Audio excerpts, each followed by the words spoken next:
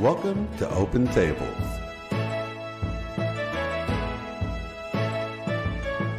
With your hosts, Cynthia Sue Larson. That it's okay for everybody to change. It's okay to let things go. And that's really powerful. Christopher Anatra. The universe is based on commerce. You know me as the quantum businessman. Jerry Hicks. I feel like I've woken up in a parallel dimension where everybody's exactly the same. They look the same memories generally speaking, but they're different. And Shane Robinson. Nobody has all the answers, so everybody's welcome to share their ideas, and it really expands our consciousness when we do that. Open Tables. Unique perspectives for a new view of reality.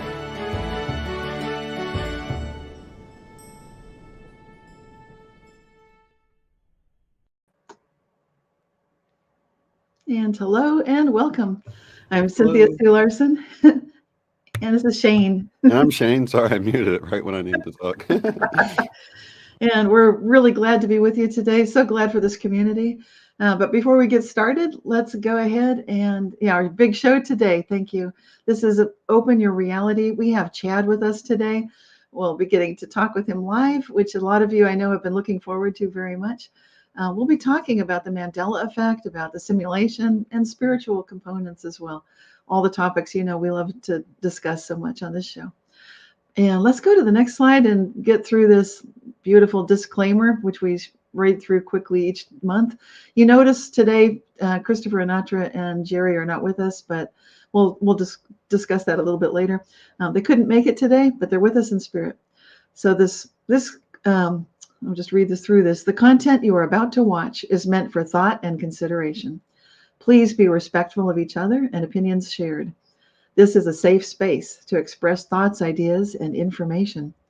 Please note that no copyright infringement is intended with regard to inclusion of short excerpts of material that are included in accordance with the Fair Use Act under Section 107 of the Copyright Act. So thank you and welcome. Now let's go to our next slide. And this is going to be a wonderful show. Usually our show runs about 90 minutes. You know that's kind of a rough guideline. Sometimes they go 2 hours. We're going to today go through the same format as usual, starting with our sponsors. We'll go through the updates from myself and Shane, and we got a bit of a surprise. I'm not going to give it away. You'll see. And then the Mandela Effect and the Golden Mandy Survey. We'll be talking about that. And then the whole show, the main part of the show today, we'll be talking with Chad about Open Your Reality and going through some ideas that he'd like to share with us, especially today. Finally, live Q&A at the end in case you didn't ask a question during the show. And of course, if you have questions during the show, we do our best to answer them. But before we go any further, let's go ahead and bring on Chad if he's willing to join us right now, because we're going to start with the sponsors. Hi, Chad. Hello. How's everybody? Doing great. Awesome to have you here, Chad. Great to be here. And where are you from today? Which part of the world geographically? South Florida, close to West Palm Beach. Nice. Very nice, very nice. A beautiful day in paradise. Love it. And I'm out in California, so the other coast, and then I'm right in the middle in Oklahoma.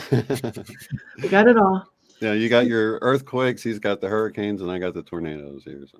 And we're very honored. We understand this is your first live stream appearance and interview. Is that correct? Yes, it is. It's our honor and privilege to have you. It's an honor to make my first appearance on your show. Yeah, awesome. We're thrilled. So thank you for joining as we go through our sponsors. This is a part that we have fun with each month. And let's go ahead and roll to the next sponsor, the first sponsor. We have 7 this month. Now, those of us who are tracking the golden timeline are aware that golden animals have special significance. What I've never seen, and this is the first occurrence I've ever heard of, is an animal that's turning gold as a species. Now, scientists are looking at these howler monkeys to find out what could be causing that. And there are scientific explanations. This is happening in Costa Rica. So it's our first video clip. I think this would be great to go ahead and roll the clip, Heather, and let's take a look at these howler monkeys and see what's happening.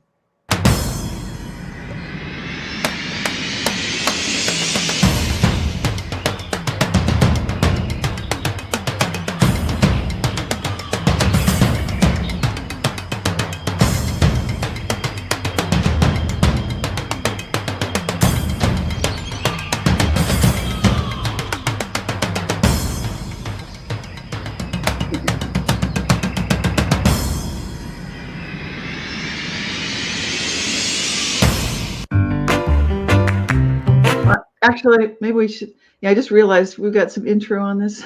So, and usually Chris is really good at showing, like, come in exactly at that point, and I did not do that. So maybe you could just pick a random point in the middle, Heather, and just start it in at some point. Because what we want to look at is, let's take a look at one of these golden howler monkeys. And what we're looking for is the scientist being interviewed here, Dr. Oscar Chavez. He's pointing out that these howler monkeys used to be just the typical brown color that you might remember.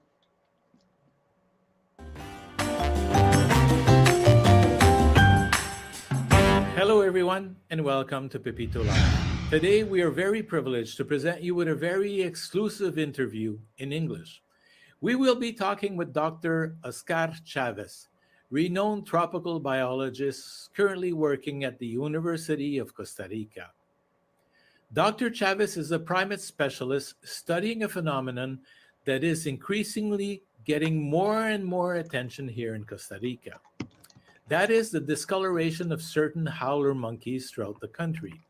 Also, we can observe increased orange pigmentation in the animal. There are a few theories as to why this may be happening, and Dr. Chavez is devoting a research project to understand the causes linked to this new phenomenon. Let's welcome him to Pepito Live. Welcome, Dr. Oscar Chavez. Please, to start the show, could you give us a little presentation of who you are? Okay, I am a tropical biologist. I am a specialist in primate conservation, behavioral ecology of primates, particularly in anthropogenic landscape, like most of the landscape of Costa Rica and Latin America. During the last 15 years, Heather, can we stop the video here? Yeah, okay, thank you. Yeah, I wanted to freeze on a picture of the howlers, but that picture, the color, there we go. You can see how dark they used to be. So take a look at that. And when you recognize that they are changing dramatically from that very dark coloration to this, what I would call a golden color, and the biological experts calling it I guess, orange color. So whichever, What would you like to add to this, Shane? I know you saw a look at this earlier, and we were talking about it. Well, I mean, one of the things with Mandela effects is the fact that it appears that they've always been that way.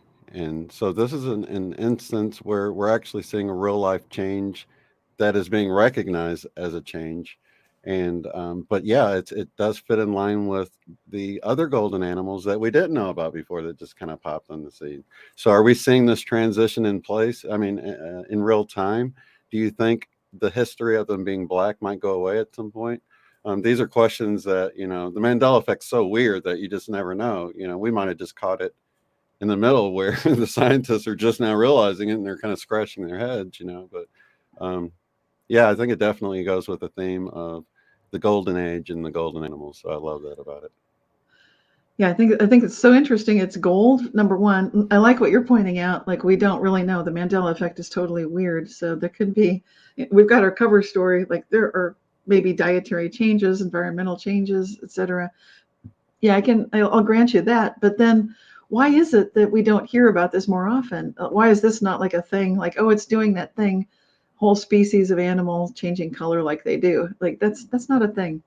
And it seems like it could relate with the sun getting whiter, right? The sun's getting whiter and it's causing the pigment to lighten, or yeah, the white, the gold. We're seeing a lot of rainbow, white and gold.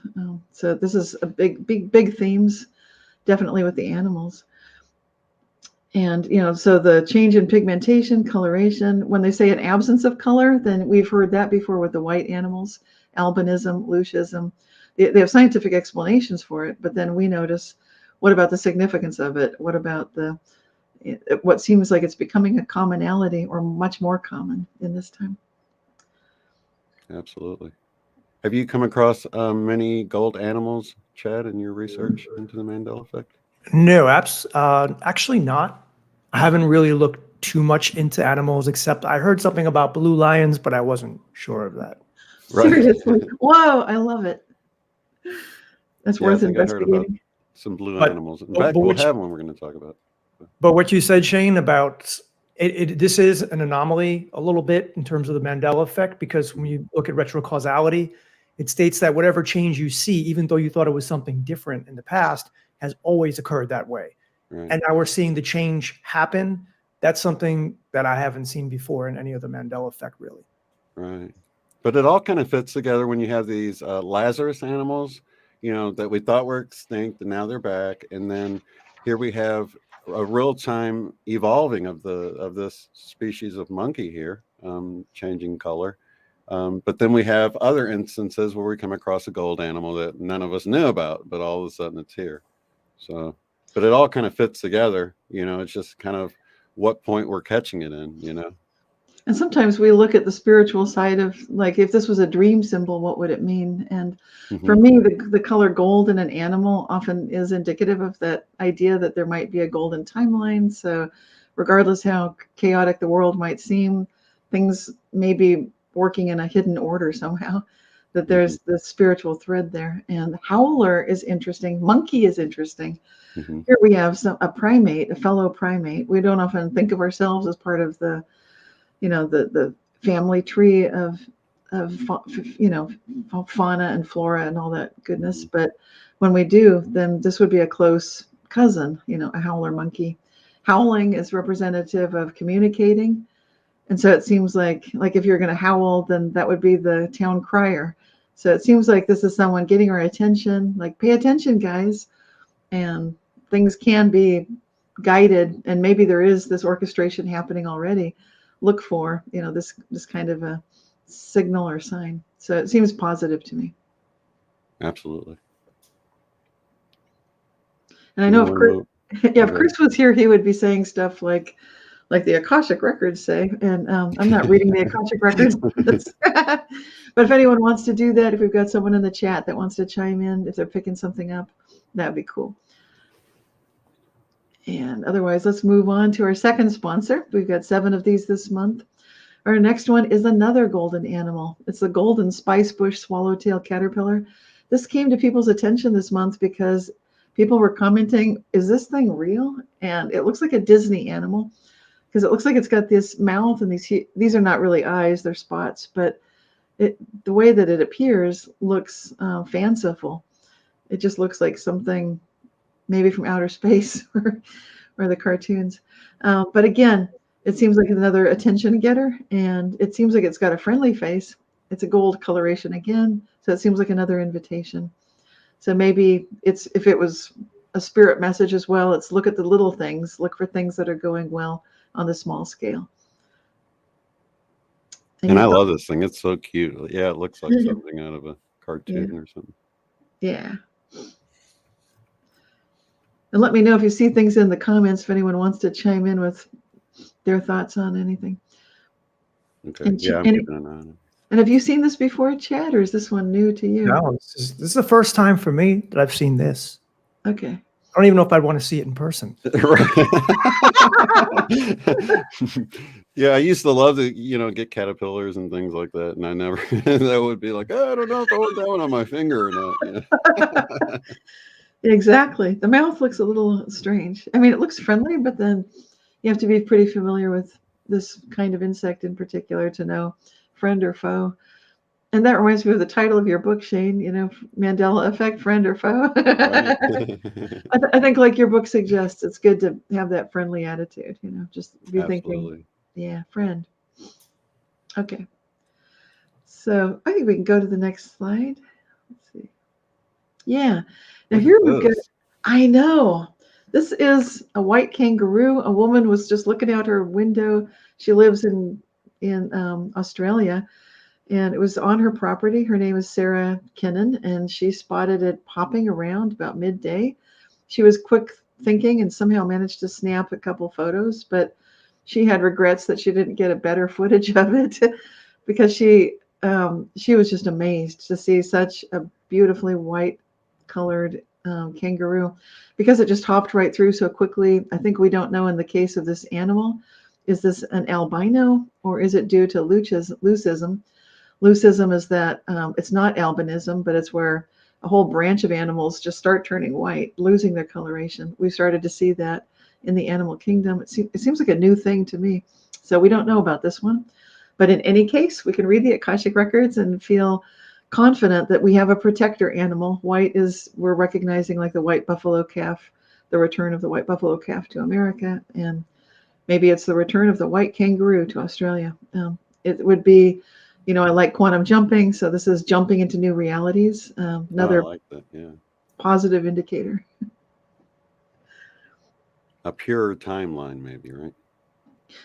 Yeah, I think white invites us to look higher, to stay on a spiritual track and resist our temptation to wallow in a downward spiral, which we might do easily enough, especially if we watch the news, or it's easy to go there. So the white coloration, that protector quality that we've seen with the white redwoods we've talked about on this show and other white animals, it's really providing a protector quality, even because it's very it's just different than what you'd expect for an animal to do for its well-being and longevity. Like if you're white, you're easier to see for predators. If you're white, you stand out. So people, if they're going to hunt, or they might want the pelt, I'm not trying to give anyone those ideas. I would like to keep our white animals. To me, they're sacred, and they give us that sense of connection to the spiritual. Absolutely. Have you seen a white kangaroo before, Chad? I don't believe I have. Yeah, it looks funny. Yeah, it doesn't look. It like does. It's almost Kind like of looks like a large white rabbit or mouse. Or, yeah. Oh, like Pinky and the Brain, right? That cartoon. Okay, yeah, this is a cool one. So I think if we're doing the Akashic reading on these, and we miss Chris on shows like this. Like, where is Chris? Okay, but I think it's all about the protector, and I think this is a time when we can see that Australia needs protection. I'm not going to go into why, but I think the whole world needs protection. So if you look at that and say, like, good, Australia has protection. The white kangaroo has arrived. In fact, if we go to the next slide, if we've got sponsor number 4, and this is the white magpie colony, much more than just one white animal. I'm pretty sure when you see a whole bunch like this, I know that the scientists are currently saying they don't know. It could be leucism, it could be albinism. Probably I would go with leucism. So it looks like this whole branch of magpies is going white, and that presents us with a very strong protector quality of this, this very white symbolic presence. I don't know these magpies, but I grew up with magpies in California, and they would hop around on our front lawn. They can emulate any sound at all. When I was growing up, there were no car alarms and horrible noises like that. So I would like to whistle to the magpies and see if they could learn the specific whistle I was doing. And sometimes they would, and that's fun. So to me, the magpie is symbolic of providing us with a mirror, and it's another communicator. So it's another animal that's really good at communicating, and they're very good at emulating, hearing their environment and echoing it back. Do you have any thoughts on this, Shane? Actually, no, I don't. I think that's so what you're saying is with the more of our noise pollution, that's increased the sounds that they can make. So yeah, they'll sound like ambulances. The magpies in California, I think magpies as a species in general do that. So even though I don't know these Australian magpies, I bet they would learn a song. Like I would just whistle to them. I'd whistle a tune, and then I'd listen and I'd whistle it again, and they'd be singing prior to that. But then when I start making some noise, they'd come closer and cock their head and listen, and they would pick it up, so they could learn whatever you're sharing with them. And it seemed very intentional, and I liked that kind of communication. So Yeah, I because think it's weird. I've heard birds around here make a clicking sound like they're imitating something. I'm like, what's that clicking sound? It doesn't sound like a bird, but then you can tell because it's flying and making that sound. So maybe it's the same kind of bird. I heard a bird clicking just 2 days ago, and my daughter was asking, "What's that?" And she was wondering, "Is that a squirrel or a bird?" And I couldn't Right. see it. She's like, "Show yourself," and Yeah. we couldn't see where it was coming from. But you're The right. first time it scared me because it was actually flying right towards my window and it clicked a few times so I could clearly hear something clicking and getting louder. And I'm like, whoa, what was that? But it was a bird, but I've noticed Well, it a few times. yeah, might be just. New to me though, Well, I think it's asking humanity, wake up, pay attention, connect with us, snapping connect the with each finger or other. something, right? Yeah, wake up, wake up. And Chad, any thoughts on white magpies? Anything? No, only that occasionally there are some birds, specifically one bird that is right outside my apartment that goes through a large assortment of different noises. And it's incredible. It goes from one to the other, to the other, to the other, and just doesn't stop. So these things are incredible. I don't know if it's a magpie, but all the birds are really, to me, incredible. I just have to say this too. I was riding my bike about a week ago, maybe more. And I just looked up. You know how sometimes you just look up for a second, you see some birds flying, especially when you're riding your bike. You can't really look at them. But I saw 5 or 6 like very colorful birds, like parrots, like they were greenish. And they were flying in formation. They just went right over me. And that's something that's never happened before. I've never seen birds of that color fly, so many. So there's a lot of strange things going on in our reality. Were they walking with you, like kind of go in your direction? Or? They were kind of going like northwest of me. Nice. Okay. So. Yeah, those kind of sightings, they just give you goosebumps when they happen. And it's hard to even convey the feeling to someone because unless they're there. Yeah. Exactly. Yeah, my daughter was once on the roof for some reason. I think the newspaper boy had flung a newspaper and it was on the roof. So she climbed a bush when she was on the roof, just up by herself at dawn, looking around and kind of just feeling like this is cool. You can see everything so beautiful up here, so high up. And as she's just hanging out there, just a few feet above her head, it flew just so close to her, was a pelican, like this huge bird. And it was so surreal. She came down like, "Mom, you won't believe what happened." And she still talks about it to this day because it's just so surreal. It's like, that's crazy. Yeah, I have one more experience with a bird. I was on a tennis court and those chain link fence, regular fence. Yeah. Bird actually flew into the fence and got stuck wedged in between so I actually went to Home Depot. I bought some tools, a cutter, and I cut the bird out. Are you But it serious? was completely stuck there. It would have died in the fence. Wow. I've never saw that before. And it's so that's amazing. I've never heard of that. I've seen birds fly kind of through a fence, like they get to it, they stop, they kind of wriggle through, and then they continue. But yep, that's That one ate a little too much, I guess. That's I love to look at life like a waking dream, and that kind of symbolism is off the hook, Chad, I must say. Yeah, if that was my dream, it'd be like, this is so trippy. It's kind of like things are flying along and then getting stuck in what looks like a barrier. And what's it there for? What does the fence represent? Right. It's like a boundary, a barrier, Mm-hmm. but getting stuck in the boundary, getting stuck in the barrier. And I love that you were able to be the hero in that story. And what presence of mind to go get some tools, come back, and it's still stuck I there. have a video to prove it. Oh yeah, That would be incredible. Because to me, this is very symbolic of just getting involved in a time when I think we do have too many boundaries. I think you're here for the collective. I think your life is much bigger than your life, if you know what I mean, Chad. I mean, obviously, you're dedicated to exploring these topics of consciousness. We're so lucky to have you today to talk about this, and that whole idea, like spirit or a bird. Birds are often thought of as part of our spirituality. Getting stuck in a fence is like getting caught up in the details, caught up in something that was meant to be providing safety, but in fact, it's not making us safer at all. Yeah, for me, it started with this book, The Holographic Universe by Michael Talbot, classic. One of my top 10 favorites. Mid-90s, yeah. Just pointing it out. I got my autographed copy of that came on a day when I got guided intuition. Just I was doing something else, but I got such a strong hit. You're gonna turn right and park your car. I'm like, okay, why? And then like go in that bookstore, that used bookstore. Okay, where? Downstairs. Okay, downstairs. Now where? Turn, just go around here, stop, reach down, grab that book that looks exactly like that one, pull it out. And it was a first edition autographed copy, and it was after Michael Talbot had passed away. And then you just could have knocked me over. I was like, oh my God, my favorite book, by an author I wish I'd met. I know his friend, Fred Allen Wolfe, and Fred talks about him, but I'd never met Michael Talbot. So I felt like, wow, it's like when the bird gets stuck and this is amazing. And this is what I love about doing the show, Chad, these kind of real-time synchronicities. Because guys, we did not talk about any of this. This is happening live. Very cool. Yeah, Michael Talbot's one guy I wish I could have on my show, truly. But we're going to get into that when we talk about the Mandela Effect and simulation theory. We talk about some of these synchronicities.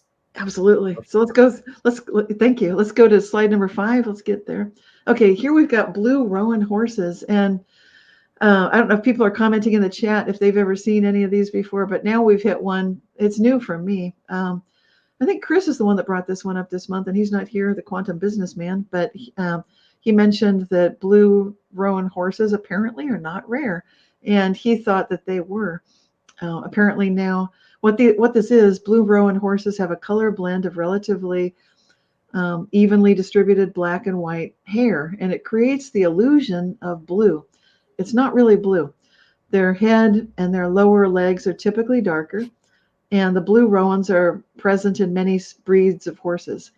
So many, but not all horse breeds carry this blue rowan gene. This is all new to me, but I never heard about this. Thoroughbreds and Arabians do not. So those are two that don't. And if it's new for you guys in the chat, you can let us know.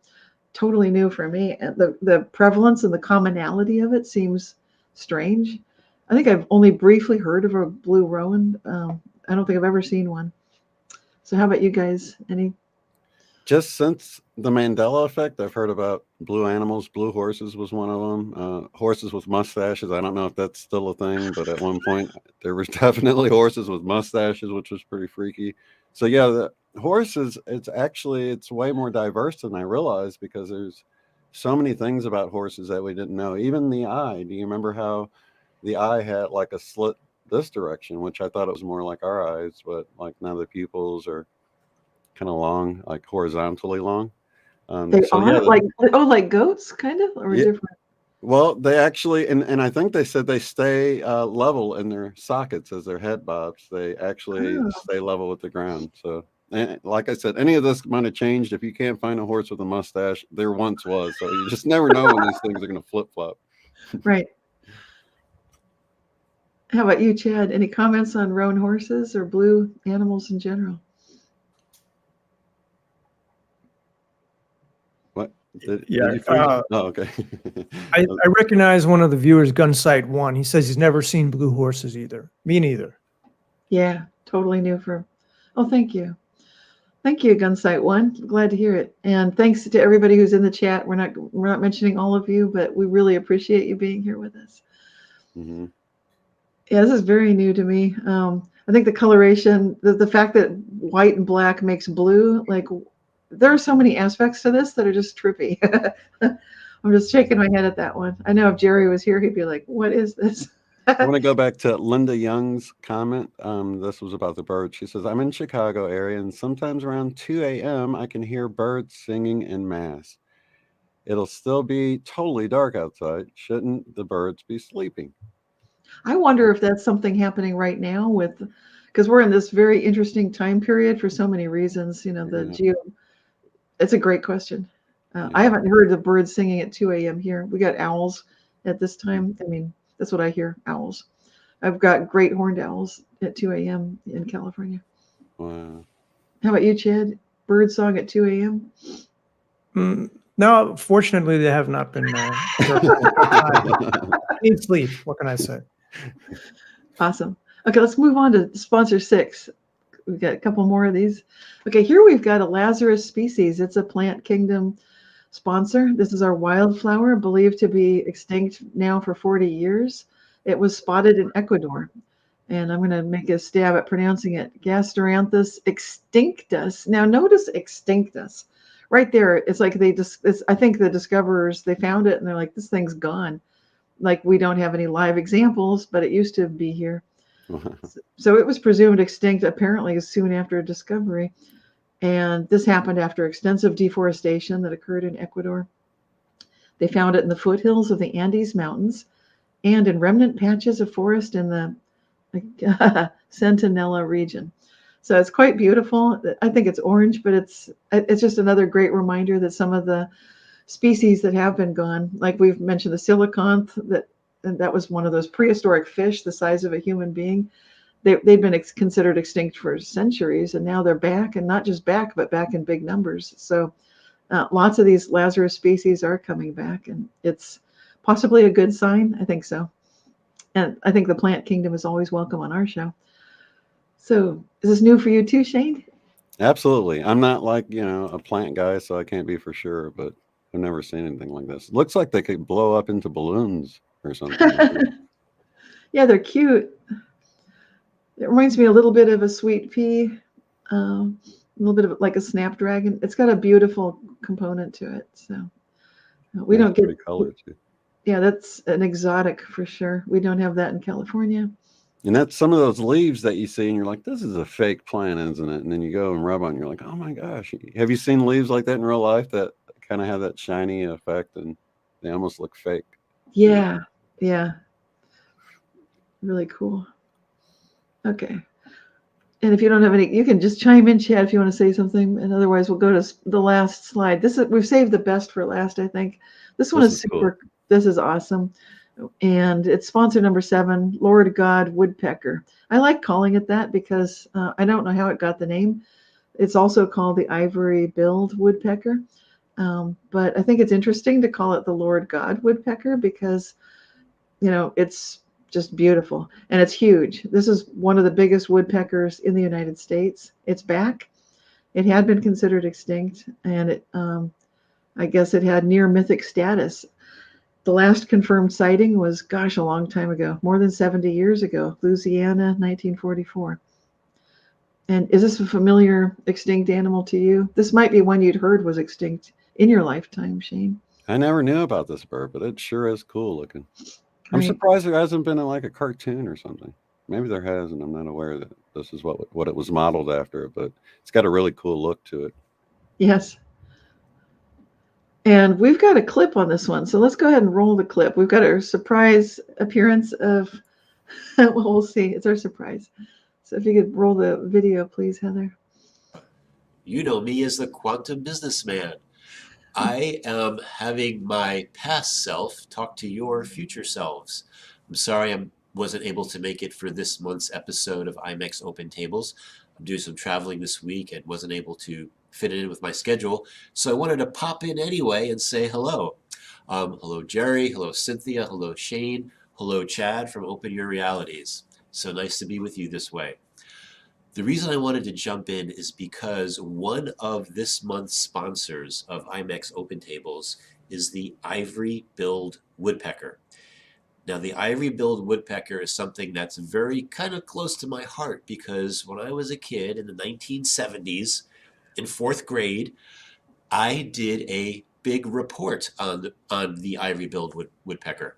And it was really interesting because the day the assignments were being handed out, I was out sick. I came in the next day and the teacher had everyone's assignment they were able to pick out of a hat, and they were able to pick what animal, whatever they got, a saber-toothed tiger or a woolly mammoth, etc. There was one animal left, and it was the Ivory-billed Woodpecker. So I did my report on that. It was really interesting. So when Cynthia sent an email to the team here at IMEC to tell us about this possible new sponsor, I was like, wow, I know all about the Ivory-billed Woodpecker. So I wanted to jump in, say hello, and maybe give you some information about it. And I'm just going to read to you some stuff about the Ivory-billed Woodpecker. From certain websites that I found, it says, although officially classified as definitely or probably extinct, These woodpeckers continue to generate both reports of sightings and intensive research on their existence. Ranked as the largest woodpecker to ever inhabit the United States and one of the largest in the world. Because of the rapid decline in their population during the late 1800s, almost all that is known about the ivory-billed woodpecker stems from old reports and hand-drawn illustrations. Sounds kind of like the dodo bird, right? These woodpeckers are distinguished by white markings on their neck and back, extensive white on the trailing edge of their upper and under wings, pale yellow eyes, a bright red crest on the males, and large ivory-colored bills. When their wings are folded, a large triangle of white is seen on their lower back. The territory of the ivory-billed once extended through most of the southeastern United States as far north as southern Illinois. The last claimed sighting of an ivory-billed woodpecker was made in 2004, when a team from the Cornell Lab of Ornithology searched a swamp in Arkansas. However, their evidence proved to be inconclusive, once again leaving the existence of this magnificent bird in doubt. For that reason, the ivory-billed is often referred to as the Holy Grail of ornithology. The bird's striking appearance, distinctive black and white wing markings, and a pointed crest earned it the moniker the Lord God, because the phrase was so often uttered by those who came across it. So I'm happy to hear that this woodpecker looks like it's coming back. I'm sure it's still in the endangered category.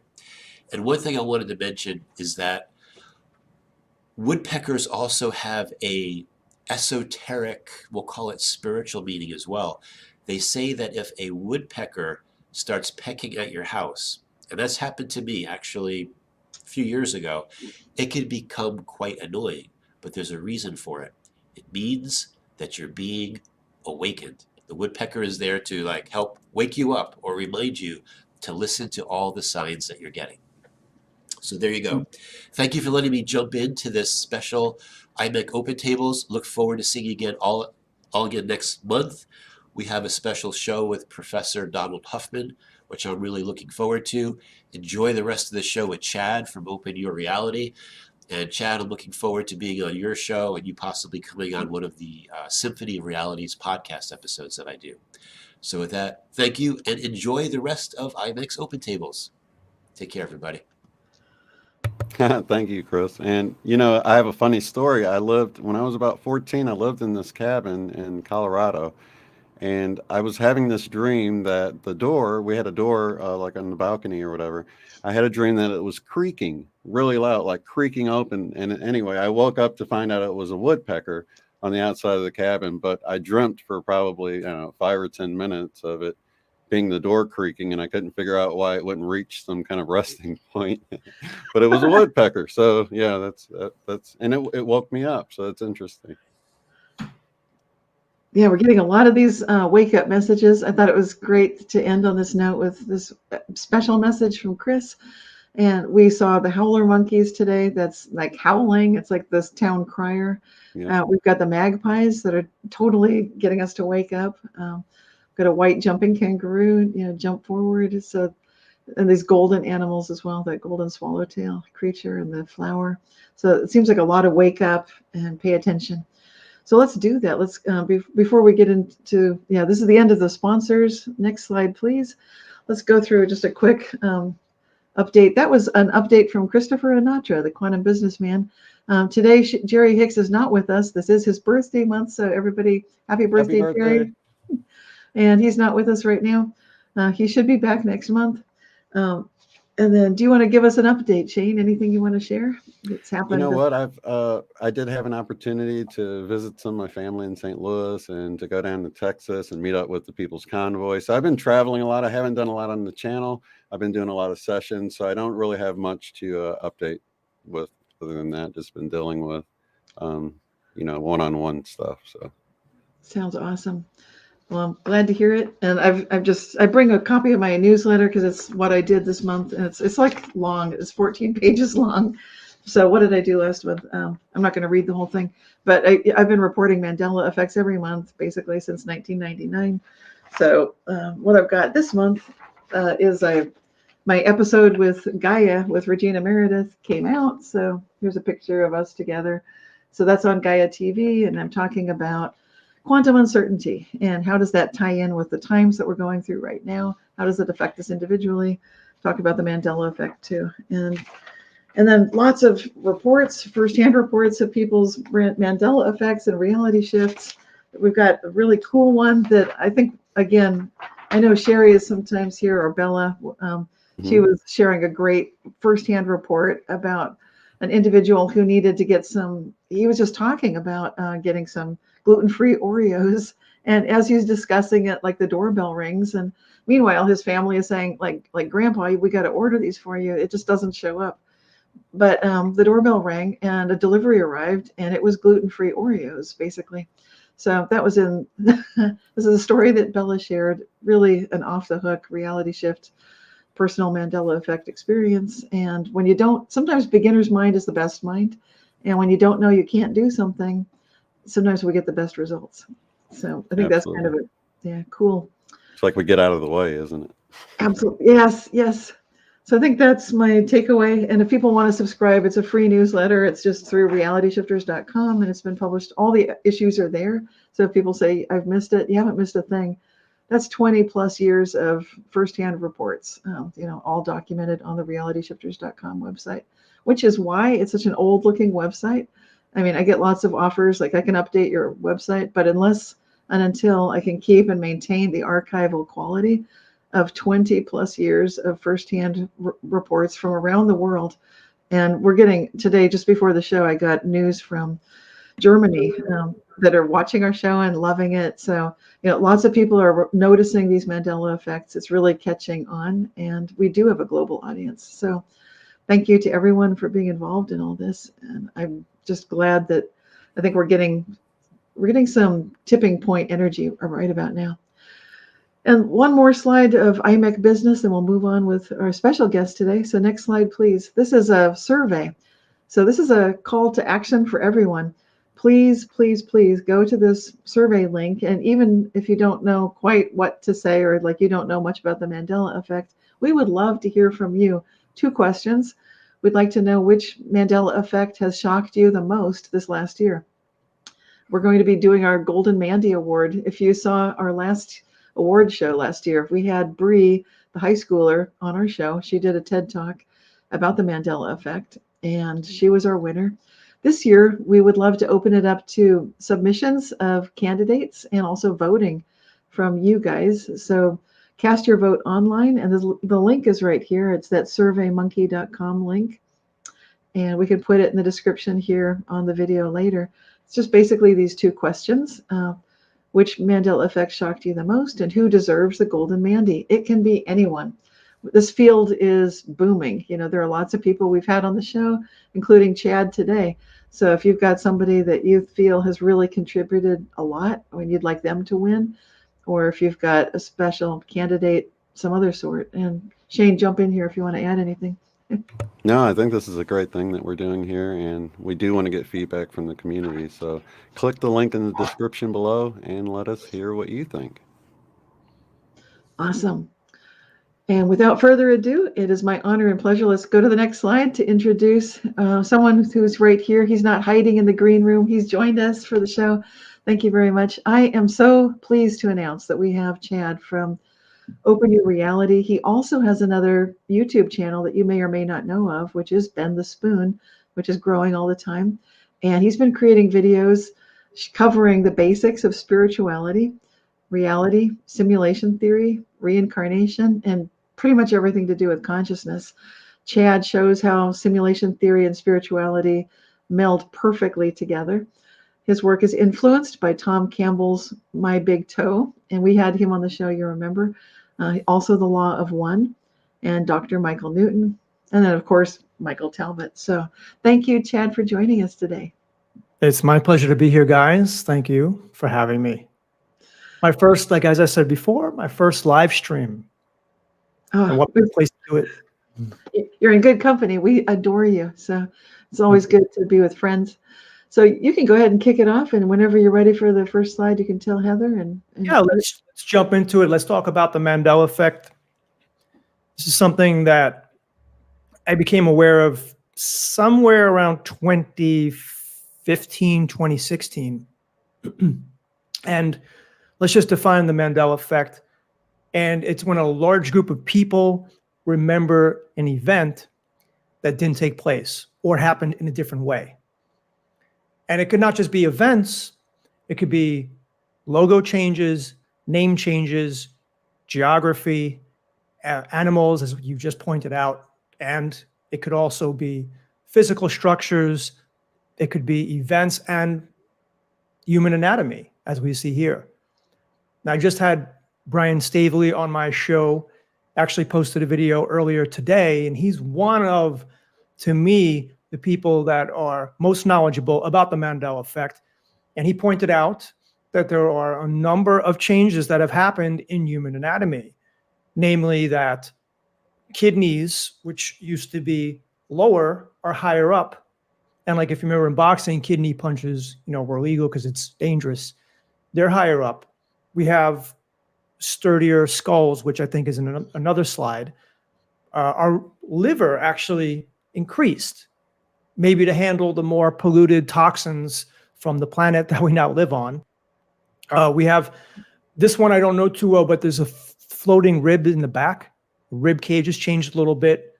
The location of the heart is a big one. Instead of the heart being more on the left side, it's now in the middle, which is huge. And I don't know why, doctors don't talk about this. I don't know why the medical establishment, like these things I don't hear anybody really talking about this except the Mandela Effect community. That's what perplexes me as much as what's causing it. Brian also mentioned yesterday in our interview that we have 2 extra glands in our throat. That was the first time I heard that. Have you guys heard about that, those glands? Not so much about the glands, no. Okay, No, that was the first time hearing, and I did see that interview, by the way. You guys did cover quite a bit of stuff, but no, that was the first time I'd heard about those glands. Yeah, and when somebody brings up new information like that, I like to look into it. So I'm mentioning it that Brian said it, and he's usually pretty knowledgeable. But that is something I need to look into. And so these changes that have occurred, if you noticed, they haven't really affected us in a sense that I didn't feel my liver getting bigger or my kidneys moving or my rib cage changing or my heart moving. So, and that's because of retrocausality, and I'll get into that as well. But when you find out that this whole reality is not what you think, this can actually freak a lot of people out. And when I first learned of the Mandela Effect, it did freak me out. And for a couple of weeks, I already knew about simulation theory. So that's why Mandela Effect began to make sense to me, because I said to myself, if this is a simulation, then there has to be someone that's simulating it or something. They make a few tweaks and we can have these results in the simulation. For instance, a simulation can be paused. It could be rewound, fast forward. So why can't changes be made? And don't forget, guys, these are not changes. The physical is not really the physical. It's a virtual reality. So it's like changing something in a video game. If you're going to change a character in the video game, the programmer can go in, tweak the code a little bit, and now the avatar or character looks a little bit different. And they didn't notice anything. And that's how I think it is for us. So these changes are, though, quite alarming, at least in the sense that nobody talks about them other than the Mandela Effect community. I really wonder, because there have been so many Mandela Effect changes with geography, and I talked about this with Brian yesterday. How come pilots don't talk about this? How come the mainstream media generally doesn't talk about the Mandela Effect? I could discuss some of this, because these things have come up when I talked to Regina Meredith, like on Open Minds with Regina for Gaia. It gets into the quantum xeno effect, which is where an expert, such as someone who lives in South Africa, might not notice that Nelson Mandela died more than once. They would say, he only died once. We know that. We live here. Doctors, because of the quantum xeno effect, they are going to tell you kidneys and the heart and everything we're talking about. It's always been like that. And because they're checking it like OCD, you know, an OCD is someone who's just like checking something. That's how you lock a quantum system in place. You lock it by observing so often, like a woodpecker, that you can Which is lock a good in. thing, because It's a you good want your thing. heart surgeon to Yeah. cut you in the right place, right? When I work with clients and they have an OCD tendency, then I will tell them, hooray, you've got an advantage. You can use that like a quantum bump key, also a quantum Zeno effect. You can lock a system in place when you find one that you desire. It's It's very like keeping an powerful. eye on it so it can't change, right? Yeah, so you can actually take some of this, once you know that this is happening and we're in a waking dream or simulation, whatever you want to call it, then you can start playing with it a little bit. But I'm sorry to interrupt. I just wanted to add that little But piece. it fits with the pilots and ship captains as well, while they That's wouldn't why. see the geography That's changes, why. right? Because they're Yeah. always navigating and watching it. So it's like it gets they get rewritten with the change almost, because they're locked into it. Right. And you know, and Roger Marsh was a guest with the author about the book Truth Bubbles. And it's kind of like, if it's in your truth bubble, then it's true for you. Like some people are literally in truth bubbles, subjective realities, like their own little mini simulations or something. And so it's not like one's better than the other. But if you're an expert, to me, it's explained by quantum physics. Your quantum Zeno locking it in, da, da, da, da, da, like the woodpecker, tap, tap, tap, tap, tap. And that's how you lock a quantum system in place. It could be many different variable situations, but you're choosing to keep constantly observing, so constantly, because you're an expert. So for you, does not change. But for someone where it's on the periphery, that's a whole different story. Right. Then it looks like he changed from their point of view, right? They're like, what the heck just happened? Right. How do you know about the heart being there? And, and how do you not notice it? But for Right. them, they can remember sitting in class and learning about the heart being right in the middle of the chest, even though you might have had a discussion with them the year before and they knew Right. it was on the left. So that's, how weird is that? You know what I mean? Yeah, exactly. Okay, so I just wanted to jump in and add that. Thank you, Chad. Yeah, you guys, it's your show. You could jump in anytime and feel free to, because I have these talking points, but I'd like you guys to expand on it as well and give your thoughts, because that's interesting to me. I was going to touch on this a little later, but different people may be living in different realities, and it could be because different people are syncing up with different servers on the system. And so maybe someone who remembers the heart, who always remembers the heart being in the middle, has synced up to the new server. Right. It's kind of like the movie Dark City. Remember that movie, like reality reset at night. So maybe when they sleep, they're syncing up to the new server. And some of us are not on that download.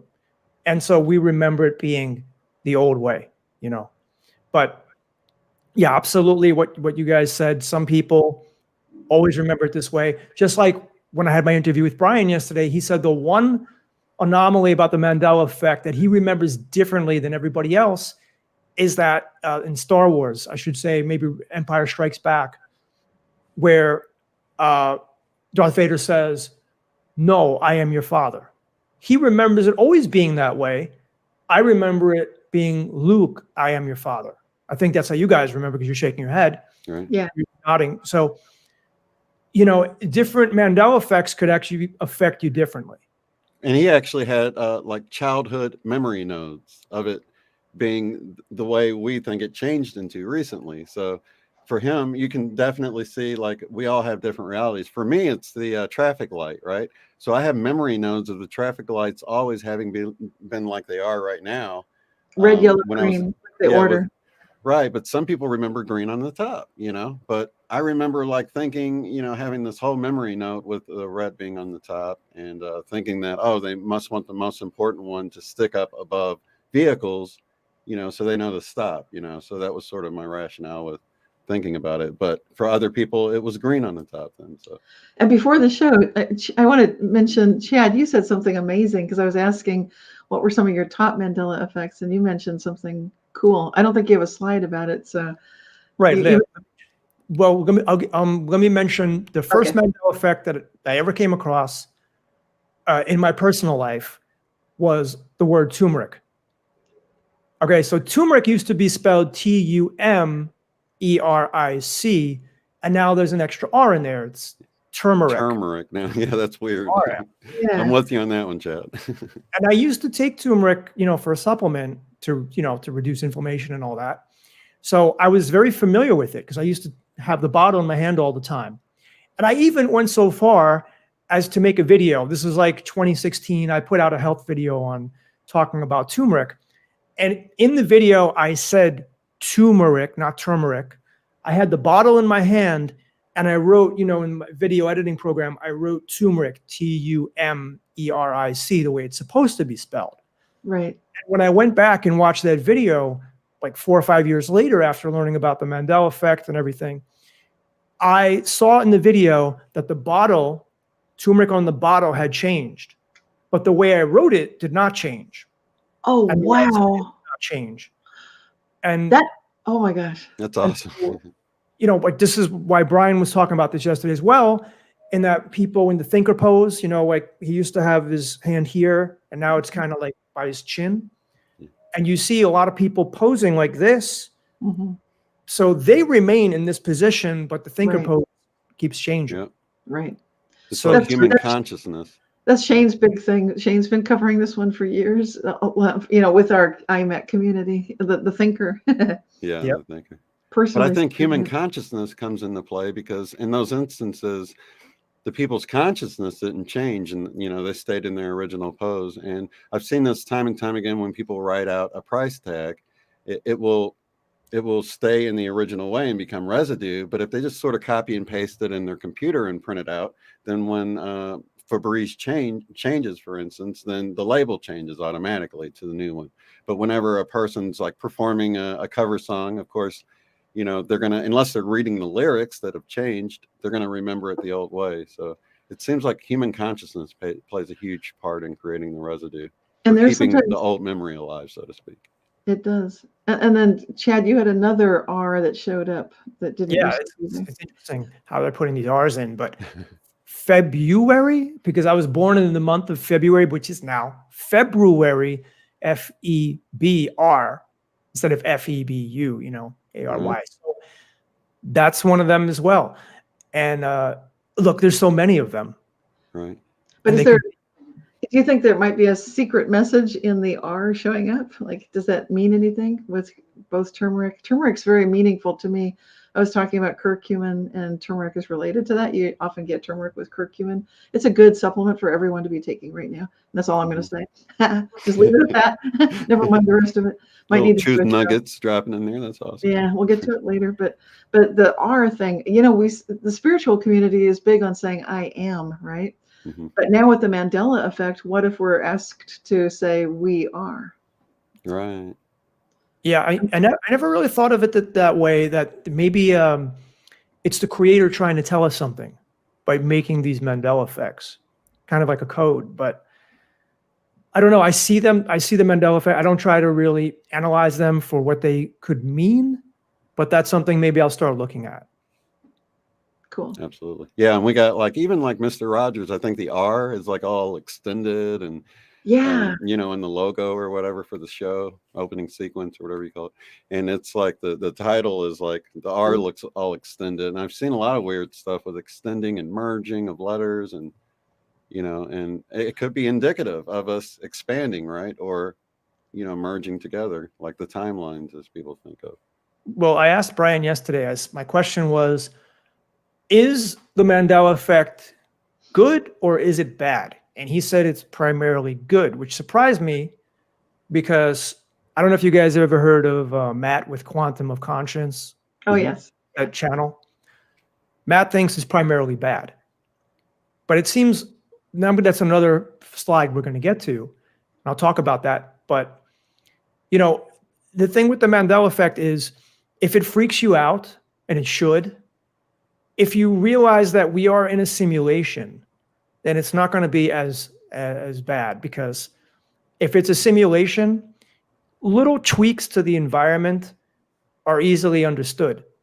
And we're just consciousness living in this, supposedly physical avatar body, and we see these changes going on.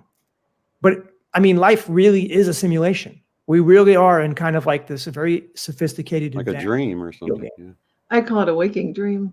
I'd go with the oldest, I'd go straight to consciousness for it personally, because to me, the trouble sometimes I love the word simulation, but sometimes people then start looking for like, okay, who's programming it? Where's the programmer? And then you've lost the whole point because it's turtles all the way down and you haven't really gotten anywhere. So it's like a false theory.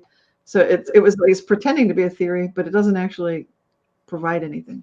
I don't know if that makes sense. Well, do you think it's simulation in the sense of like when a pilot goes into a simulator, you don't think of it like that. You think of it more like an interactive game, maybe consciousness driven instead of a computer chip, or do you think we're in a computer game?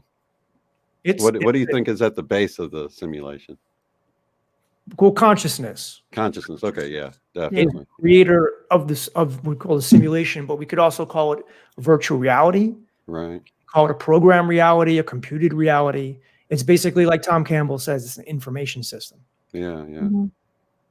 So, yeah, that's good. Tom Campbell was asked, well, where does consciousness come from? And consciousness to him is the most fundamental thing. That's the only real thing in everything, in all reality. Yeah. That's what Max Planck said too, the founder, the guy that came up with the word quantum. Consciousness is fundamental. You cannot get behind consciousness. Yeah, because we are consciousness, we really can't understand where consciousness came from. Right. We can guess. Right. That's the best. You were bringing up good or bad. How do you fall on the scale? Do you feel like it's good, bad, or just how do you feel I about think I think the changes to the body overall look good, but I think that overall that reality is a step down from where it was. And you can look at that by looking at the changes in movie lines. They're always worse, usually worse than what they were. Names, logo changes, it seems to be worse. When I say worse, I don't mean like it's a bad thing. I mean, it's just not as good. Like build it and they will come is now build it and he will come. Right. Or life is like a box of chocolates. Life was like a box of chocolates. It kind of doesn't make sense. So I see it as a little bit of a step down in that, except for the body.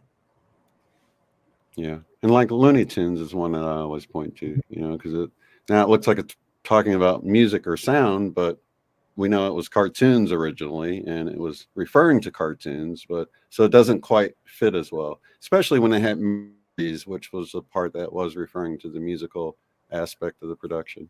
So yeah, I can see how there's some of those that seem to have degraded some, within title. What I noticed with the Mandela Effect that reminds me of personal reality shifts, because I've been tracking this as a personal phenomenon since the 90s. And most people, when they experience a reality shift, is missing socks in the laundry, or the keys are not where they know they put them. So it's very annoying reality shifts is where they start. It's kind of like a baby learning to walk. What are they walking? No, they're falling. And so we're falling. And I see that the same pattern with the Mandela Effect. We're falling, falling, falling. And then suddenly the heart's in the center of the chest. Kidneys are in relative safety. You're getting improvements in our physiology and maybe improvements in other things as well. But it starts with getting our attention, like face plant. We keep hitting the floor, trying to crawl, but getting nowhere. And it seems like that's what it looks like to me. It reminds me of most people's journey with reality shifting, moving into conscious creation. A very similar process typically occurs. Yeah, the Mandela Effect could be a wake-up call from the creator to say, hey, this is not the fixed physical reality you think it is. It's something much more grand. And talking about Mandela Effects, the one that really irked me the most was the Queen song, We Are the Champions, how they don't say it now at the end. Yeah. Like, I'm just waiting for it. Yeah. Say it. That one. And Brian pointed out yesterday, this is one that I like to tell people. I like to say, hey, have you ever heard of the Great Wall of India? And then everybody says no. But it's the second largest wall in the world, but we're never taught about it. Now Brian says there's the Great Wall of Pakistan too. Yeah. Well, Shane in our first conference was saying the Mandela Effect is a great way to win bets, with friends. Like, wasn't that you, Shane? I think you said it was that. my brother that he was trying to make money off of the headband, and Richard Simmons not wearing a headband. He's like, man, I can make all sorts of money. I'm like, be careful, it might flip flop and you'll be out your money. Right. I love Richard Simmons. back in the day. You know, he used to be You on remember a TV. headband on him or workouts. no? Yeah. Oh, okay, yeah. Well, Have you experienced any flip-flops, Chad? In terms of the Mandela effect in my life, yeah. Mm-hmm. you Something know, change and then change back, or one way or the other? I can't say they have, but I certainly read about a lot of people who have had those flip-flops. I read a story, well, I listened to a video yesterday, the story of a 6-year-old boy who was living with his parents. Everything was normal. They had a house, they had a life. And he stepped out to find a rattlesnake in, I don't know, the family farm. And he was out there. He came back. Everything had changed. His parents were gone. His family was gone. Like nothing was there. Police took him. He said they never found his family. I thought they were going to say in this story that they eventually found them. He said, unfortunately, there was a sad ending. My family was never found. The elementary school I went to had changed. It was never there. All the people no longer existed, and he had to be taken in by foster care. Now, of course, we can't prove whether that story is true or not, but you hear things like that. Mm-hmm. Like the man from Torrid, I don't know if you ever heard the story about, yeah. You heard that one? About the man. He's from a country that doesn't exist. And then they were going to hold him for questioning and he vanished. Right. And his passport was weird and like everything was strange. Yeah, there's a lot of time slips. Even in this book, The Holographic Universe. Oh, yeah. It talks about the one like I think 2 women went out from a courtyard somewhere in the 1800s and went back to the 1700s during the time of Marie Antoinette, if I remember the story correctly. That's right. Yeah, there's a weird story where, this guy had twin sisters next door that he grew up next to, but like one day one of them never existed and they never even knew that, there was a twin sister. It's like the family never knew that, anybody was even missing or anything, but, he knew of both of them, they were like, I don't know, teenagers or something. So I've heard of stuff like that, which is really wild. And our family have often felt like that. Like, doesn't it seem like we're missing someone? Like someone should be here that's not here. Have you? And I published those kind of stories for like 20 plus years I've archived them all. And what I do when I get a story like that, it's not, I'm calling it a story, it's an experience. Then I'm back and forthing with the originator, the experience person, the person who went through that, to find out how were you feeling, what was going on for you, what were you thinking, what was the setup. So I'm doing a back and forth vetting, not so much to question the story, because I actually believe most of them. They seem like this is something that I've seen weird stuff too. So let's take a look at when you went invisible, or when you did a time slip and you were suddenly in a time of hanging. A public hanging was happening in Moundsville. Like a woman wrote to me. It was very similar to the French experience, but different, because she was with a group of friends and then they wouldn't talk to her about what happened after that. That suddenly they time slipped back to a public hanging. It was shocking. And her friends were like, we don't want to talk about it. And the friendships fell apart after that. But I think it kind of bends people's minds, these experiences. Absolutely. Yeah, I mean, that's one of the weird. Have you ran across that weird effect that you get from people, Chad? It's like, I mean, the Mandela effect is weird enough, but just, people, I don't know, either seeing it and brushing it off, or mysteriously getting distracted by something else while you're telling them their reality is changing right before their eyes. You know what I mean? These weird effects or responses, I should say, that you get from people. Or do you not share it much with people? Typically, most people, yeah, it's like you said, most people kind of brush it off. Weird, isn't it? Maybe cognitive dissonance. Maybe either they don't want to believe it, or if they just don't want to even open themselves up to the possibility. And I think it's because a lot of people just want to live in a TikTok world and, watch sports and, work their job and spend time with their family. And that's understandable to me. Not everybody is interested in this. But I'm a life path number 7. I've always been interested in it. And I know that a lot of you guys in the comment section feel the same way I do, or else you wouldn't be here. Yeah. As well as Cynthia and Shane. So we appreciate you tuning in. And, this thing is, we're gonna get into more of the Mandela effect and simulation theory. But to me, like I looked into a lot of strange conspiracies. I mean, I could rattle off a whole bunch of them. Not to say I believe them all, but the one that really rattled me the most was the Mandela effect. It holds the most potential for our times. It's also the great it's the biggest catalyst we've ever seen, because it changes everything, and it gives us the ability to do that together. Absolutely. Absolutely. So if you want, guys, we can roll Yeah. into the first First slide slide. there. Yep. Beyond that. Yep. Next slide. Yeah, we can go through some of these. You and Brian were talking about this one, the bone in the back of the eye socket. So this seems like to be an upgrade, a stronger skull. I didn't notice the drill holes. That was new to me.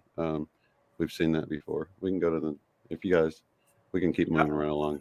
I don't know if that's part of it. I don't know if that's part of it. That's a good question. No, those drill holes, there is some holes that we have now. I think there's 2 in the chin, and we definitely have some holes that I wasn't aware of before. Back in art school, around 2010 when I was drawing them, I don't remember these little holes in there. This particular picture doesn't show it, but oh, maybe it does. My screen is, okay. When I lean in, then I see it. You mean these? Yeah, I see it. Thank you. Yeah. Thank you, Heather. Yeah, exactly. These, I don't remember those little holes either. And I've been noticing them, and I've got Gray's Anatomy, the book, so because that's what I went to when people were telling me about the kidneys moving, and I used to give talks about that, and a woman was telling me just how shocking it was to go in for her kidney checkup, and they were going to a different part of her body they were looking at her front. It's like, and she said, "What are you doing?" And they said, "Going for the kidneys." Right. So, and then I have heard from a couple of medical people that some of these changes are new to them. So it's not that every doctor doesn't notice it, but most don't. Yeah, and the bigger liver to help get rid of more toxins, I would think. So another reason to believe some of these at least seem to be upgrades. That's the an heart, upgrade. not only being in the center, is bigger than I remember as well. It at least goes to show me that the changes with the body are not just random. No, They're it's kind of like definitely intelligence. kind of like an upgrade. Yeah. Let's go to the next one here. See what all that we have. Man. More flexibility. This is one that I haven't heard talked about much, but Yeah, that's new to me too. So I can't say that for myself. right. Never been very flexible. I haven't seen any increase. I was going to ask, have you seen anything? Like, can anyone do this? Yeah, I used to do stuff like this, but I was younger. Yeah, when I was younger, but I think there's more extreme versions of that, contorting or whatever, but I don't know that, for me anyway, this isn't the case. We can go to the next one. You can let Chad do the slides too. Yeah. And then Okay. So I outlined 5 major principles of the Mandela Effect, after reading many articles and listening to many videos, and broke it down into these 5. First one being that Mandela effects are typically subtle, not always, and sometimes they get you to doubt yourself. So case in point, like Mr. T, right? If his name was changed to Mr. M or Mr. A, it would just be way too obvious. So some of these changes are very slight. February, plus all the logo changes, the name changes, usually very slight. Nothing really major. Even like the spelling of, let's say, Barbara Streisand has changed, her first name. Right. So in this point, it's like sometimes, like if you're not very familiar with something, like I was very familiar with the word turmeric. If somebody says, "Hey, do you remember this being this way or that way?" And you're like, "Wait a minute, I'm not sure. I'm not really sure."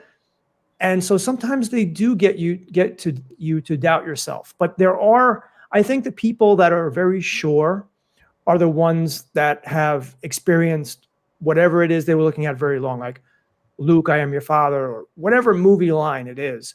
Like in The Matrix, when Morpheus says, "What if I told you?"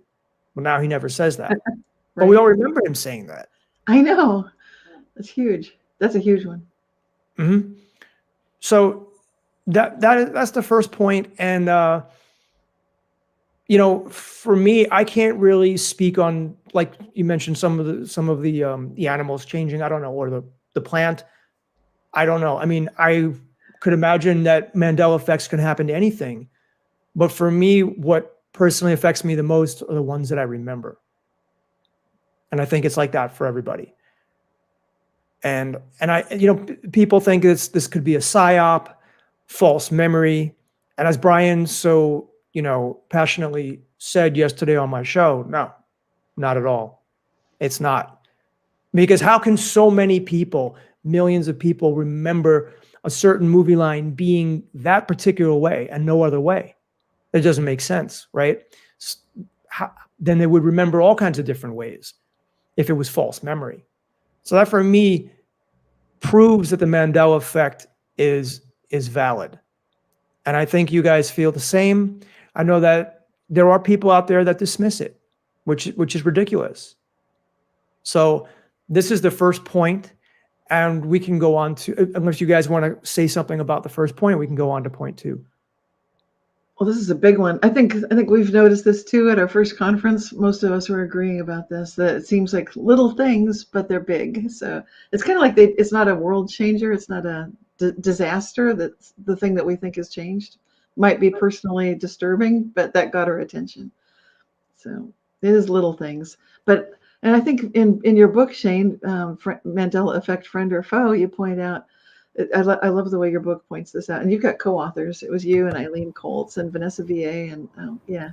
But you point, yeah. And you're showing like it's this little tiny things, but that's why we know Mandela Effect is friend, not foe, right? Right. I totally agree. Yeah. I definitely think, well, it's subtle for some people, but for other people, it's like real obvious. But yeah, I totally see, depending on what it is, for me, it took something that was beyond memory, the thinker statue. It's not like you have to remember your eye color or anything like that. There's some things you just know. But yeah, it was huge for me. But most of the changes they do seem to be subtle, and you can ignore them. You're not forced to, I think that's the thing about it. It's not so intrusive, right? It's like you can ignore them. You can, and we've seen that plenty of times. We were just talking about the weird reactions. People just kind of blow them off and go back, and you can do that with it. So it is subtle enough that you can. I think that's a brilliant point. People can just move on if they're not ready to wake up. They hit the snooze button. Like, okay, I don't need to deal with this. What does this mean? Nothing. Okay, I'm going to ignore it. Right. They're hitting snooze. Like, don't wake me up yet. Don't red pill me. Okay, guys, we can move on to the next slide. And this next slide is something that we just spoke about, so I won't harp on it too long. But, the Mandela effect reality is often a step down, as I said. Reality, TV shows, movies, some logos, names, not really as good as they used to be. And if you've noticed, movies in general are not as good as they used to be. Music is not as good as it used to be. I'm from the 80s. That's when I grew up. I was the age of around 7 to 17. So those were really my prime years as a child and a young, teenager. And the movies and the music was so good back then. And it's hard to find really good movies these days. And I don't know if it's a Mandela effect, but do you guys agree with me? Well, I think I love what you're pointing out and I love this. I know you're going to talk about retrocausality later, but to me, this is exciting because it shows that what if we're able to focus our attention collectively on the past? What if we love something so much that collectively we're actually improving it? Okay, I know that sounds nutty, but maybe then we'd expect, of course, older music, older movies are going to be better. I know I'm just going way out there, but that's where I go. So I'm thinking, not only do I think you're right, but I think we might have this Mandela effect explanation partly for how this could be happening, because it's like the farther you go through time, you can look back at something and what you really care about, you care more and more about it. So what if you can put such a glow on something through attentional perspective and awareness and energy that you can actually energize it to a degree that it is actually better. I've never heard anyone talk about this. And I know I know I'm in a crazy position there to say this, but I'm in the right community to bring it up. Yeah, I mean, actually, Matt from Quantum of Conscious, he talks about this quite a lot. That movies and music are not really the same. It's been, I think, even scientifically proven that most music today falls into like a very small range of repetitive notes. where the music was much more diverse in the 70s and 80s. And when you listen to that music, it sounds so good, so unique. There's a quality to it. And I was watching the movie. Have you guys watched the movie Weird Science? Yes. There's probably some Mandela effects in that movie, but that's a movie I watched recently, and I went back and I was like, man, the dialogue was so good. The comedy was so spot on.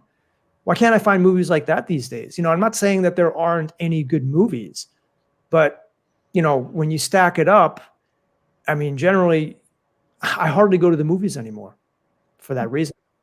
They're just not the same. So it's a little bit of a step down, but like I said, at least we got some upgrades here. Right, that's true. We need it. We need it with all the, you know, the horrible pollution, the food and the water, everything. We need those upgrades. But if you guys have anything to add to that, I No. think so. I think we've covered. For thought here. And keep an eye on the chat too. And I'm not watching it, but if anybody sees questions or comments, if you guys have them in the chat, let us know, because we've got Q&A at the end, but you can also, if you've got something while we're talking about it, bring it in. Thank you. Okay. yeah, well, Raider Champion says creativity has dropped off. And Benjamin Brieg says movies and music revolution dying like the malls or the horse and buggy, everything changes. You know, I think a lot of people would agree with us, but some people, of course, you know, it depends. I think it depends on your age as well, because some people don't remember the 80s like we remember the 80s. Right. Absolutely. The thing I'm presenting that's a bit of a out there proposition is not only do I agree with your basic premise, which I think everybody agrees with who remembers the 80s, like, yes, movies were better, like substantially better. The dialogue was better. The plot was better. So many qualities were better. I agree with you there. But what I'm also, then I go a little bit kind of wacky. I go to the devil's advocate position. It's kind of bizarre, but I'm suggesting maybe we could have expected that to happen, because we're throwing our consciousness back through time, if you want to think of it that way. So we would expect better quality music, movies, and so forth to be in our past, where we've got more. It's like we're moving through time, and as we get more and more time to look back at them, we're improving them. So that it would almost be follow the same logic as how we see technology before its time, color pictures before its time. Yeah. And it seems like we had things invented before we remembered they were invented, you know. And we can actually make stuff better in the past. Yes. Well, I just wanted to point something out with technology. Have you seen the Mandela effect that there were HD cameras like back in the 1800s? That there's like photographs of the Civil War, and they have like these very, I don't know if this can be proven. Anybody in the comment section, let me know if you've heard of this. But if you can go on Google and you can see really high definition images of pictures taken during the Civil War. Wow. Around that era. And these are not reenactments done with a high definition camera. Well, that's what I'm saying. It definitely could. Mm-hmm. Or they do have technology now where you can enhance old pictures. Right. But this is a Mandela effect that I've seen on other channels, and I've actually gone to Google and I've seen it. Okay. So I have to check that out. That's awesome. Thank you. All right, guys. So you could go on to the next one so the third major principle, guys, is in relation to the Mandela effect of retrocausality. And it states that the new reality has always been this way. And this is, if you're not familiar with the Mandela effect, or you don't know much about what we're talking about, retrocausality basically means that these changes that we see, it's not like they took place a week ago, a month ago, a year ago. They've always been like that. In our timeline, the Scarecrow has always had a gun in The Wizard of Oz. It's never that he didn't have a gun and all of a sudden he has a gun like from 5 years ago, someone noticed it. And so that's the principle of retrocausality. And that's one that kind of you have to wrap your head around. And once you understand that, you can have a better understanding of the Mandela effect. Yes. Do you guys have any thoughts on retrocausality? Well, from the physics, I greet the Mandela effect from a quantum physics perspective, because that's my training. I've got a degree in physics. So to me, of course, retrocausality is a part of it. I see many of the quantum paradigm principles being obvious, made obvious, exposed in the Mandela effect, such as entanglement and coherence and so forth. Like earlier, I was talking about quantum Zeno effect and so on and so forth. So retrocausality, it's an absolute fact. If people are thinking, like, where is Chad coming up with this nonsense? This is not nonsense. This is proven. And we have double slit experiments that absolutely, uncontestably, completely prove that an observation made in the present moment will and does and has affected the past. And that's just in simple experiments with the double slit experiment. It's a very elegant experimental apparatus that affords itself to a number of different customizations, such as this one, proving that retrocausality is real. And so, absolutely, I love it. The double slit experiment is, for those people who don't know, is where they focus some particles, like electrons, on a wall. And when you don't look at it, these electrons exhibit a wave-like structure. So they have so when you then look at them and observe them, they behave like particles. So just by looking at the electrons determines whether they're going to be like a wave-like structure, like wave-like, or they're going to be particles. Right. So one of the ways, what they're doing to test this retrocausality is the placement of how whether it's a particle detector or not, whether the detector is placed in one of the slits or not, that decision is made in the future of when the observation actually took place. And that's how they run this experiment. And it's easy to do, easy to prove, and voila, weirdness occurs. It's like the decision made in the future definitely affects the past because of where the observational device is placed. So that's what affects whether it's the particles are acting like waves or particles. So if it's a wave distribution, then it's seen as not observed as a particle in a slit, but creating a diffraction pattern on the screen of that very simple apparatus. Right. Yeah, and it's interesting. Like, have you guys ever read a book called The Field by Lynn McTaggart? Yes. You know, she talks a lot about retrocausality. Right. It's interesting because Tom Campbell believes that once the past is done, it's done. And it appears that way. Right. When he was on our show, he noticed some Mandela effects. We did catch some that he resonated with, and that absolutely gives him the idea, like, there's something to look at here. And so I think he may revisit this idea about the past. Yeah, I wish he would explore it a little bit more. He might, because that came up when he was talking with us. So yeah, basically, you know, our reality is constantly shifting, constantly changing, but that means that the past is also shifting and changing as well in terms of retrocausality. Okay, we can go to the next slide. So the fourth major principle is that reality continually overwrites itself, as I just said. And this basically means that our changes to our reality are occurring all the time, and Mandela effects will continue to happen. Basically everything I just said. So Mandela effects actually, I think, probably will increase, because have you noticed that time feels faster? Time feels faster because there are more people on the planet, there are more events happening. And so when there are more interactions, there are more chances for Mandela effects to occur. Like if it was just one person sitting in a cave on the whole planet, how many Mandela effects can really happen? There could be some, but when you have billions of people and all these interactions producing all this content, more will occur.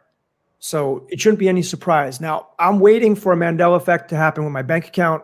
There'll be some extra zeros popping in there. Haven't seen it yet, but as soon as they do, I'll let you know. I've had that happen to me where it's showing up. So like when I needed money for a vacation, I thought, well, if I had the $1,000, I'd go. And I didn't at the time. And then I was thinking that and just in that high vibe state. And next thing I looked and I had the extra $1,000. I did a double take. I've got an MBA degree. So I went back to do forensic accounting. That money never came in. It was just always there.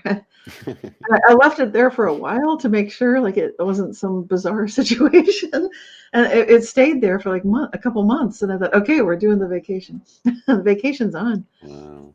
Yeah, that's another strange thing about our reality and possibly about our Mandela effect is that if you don't put your attention on an object and as time passes, that object could potentially move or disappear. And Yeah. I've seen that a few times. So if there's something important, I try to put my attention on it, or at least check in with it, here and there. Good idea. Yeah, I'm just thinking, I was walking through my household. I just watched a Dean Radin interview where he was doing a little talk about real magic, and I was still thinking about it. This is dangerous, by the way. Thinking about that kind of idea. I'm holding a bottle in my hand. It's almost empty bottle of furniture polish. So I'm shaking the bottle so the ingredients go down toward the opening, because it's this thick furniture polish and it's gloppy and it's. Anyway, I'm shaking it down. It flew out of my hand, made the mistake of not observing it. So I should have kept my eyes on it. What happened next is it left the room. I mean, it went through I didn't know what had happened to it. It was gone. It should have hit, I was in the kitchen and it should have hit the oven with that trajectory. It did not. And the door was closed, so there's nowhere it could have gone. Me being me, I checked inside the oven. It wasn't there. I gave up and thought, well, I'll get a new bottle. But then when I was walking through the house and across the hall and in the living room, that's where the bottle was. So it was really, this is the stuff that happens around me when I'm in that high vibe state. I'm kind of like a walking Bermuda Triangle. That's awesome. It's like you threw it in a wormhole that went across the house or something. Yes. And Dean Radin, I posted that and he said, he was joking. He said, I think it showed up in my kitchen for a minute. I'm like, very funny. He has a great sense of humor. I just also want to point out that Mandela effects can occur at any time, but typically when you sleep, that's when you reset you may sync up to a different server. So, sometimes when you wake up, you may be actually waking up to a new reality, as we pretty much are every day. Yes. All right. So you guys can go to the last one. And the fifth principle is that residual evidence slowly dissipates over time. Evidence of the old reality slowly disappears until it can no longer be found. Now, I have to give credit to Matt from Quantum of Conscious on this one. He said this. And so what this means is, for instance, if a movie poster has changed and it was one way and now it's the other way, kind of like with Shazam and Kazam, how Sinbad never played the genie. Some people may actually be able to find old VHS, cassettes, boxes that have him on it. But as time goes on, those things are going to disappear and go away. And I don't know if this is a principle that you guys have heard about. Have you heard about it? I've actually experienced it. With the lion shall lie down with the lamb. At first, you could type in Isaiah 11:6, and you mainly get pictures of lions and lambs without saying lion or lamb or wolf or anything. Just Isaiah 11:6 in Google, and look at the images. It would almost be entirely lions and lambs. And over time, and even on some of them, you'd have the new scripture written on this picture of a lion and a lamb talking about a wolf and a lamb, which was hilarious, right? But over time, it's slowly switched out. I mean, you can still find some lions and lambs, but there's a lot more wolves in there now that appear to have always been there. But I know for a fact when I first looked into it, there was hardly any wolves. It was almost all lions and lambs of paintings and such that. So it definitely fits what you were saying. Yeah. Yeah. And I think of it as physics again. To me, it's like coherence, like a flock of birds, or like these bubbles of reality we were talking about earlier, truth bubbles, where it's kind of like as more and more attention goes to one reality choice of the possible pasts and possible realities, then it's like we're selecting, we're all flocking together and choosing. Like, okay, now it's always been like whatever. Wolves sounds wrong. I'm sorry. Wolves and lambs. It's always been, what?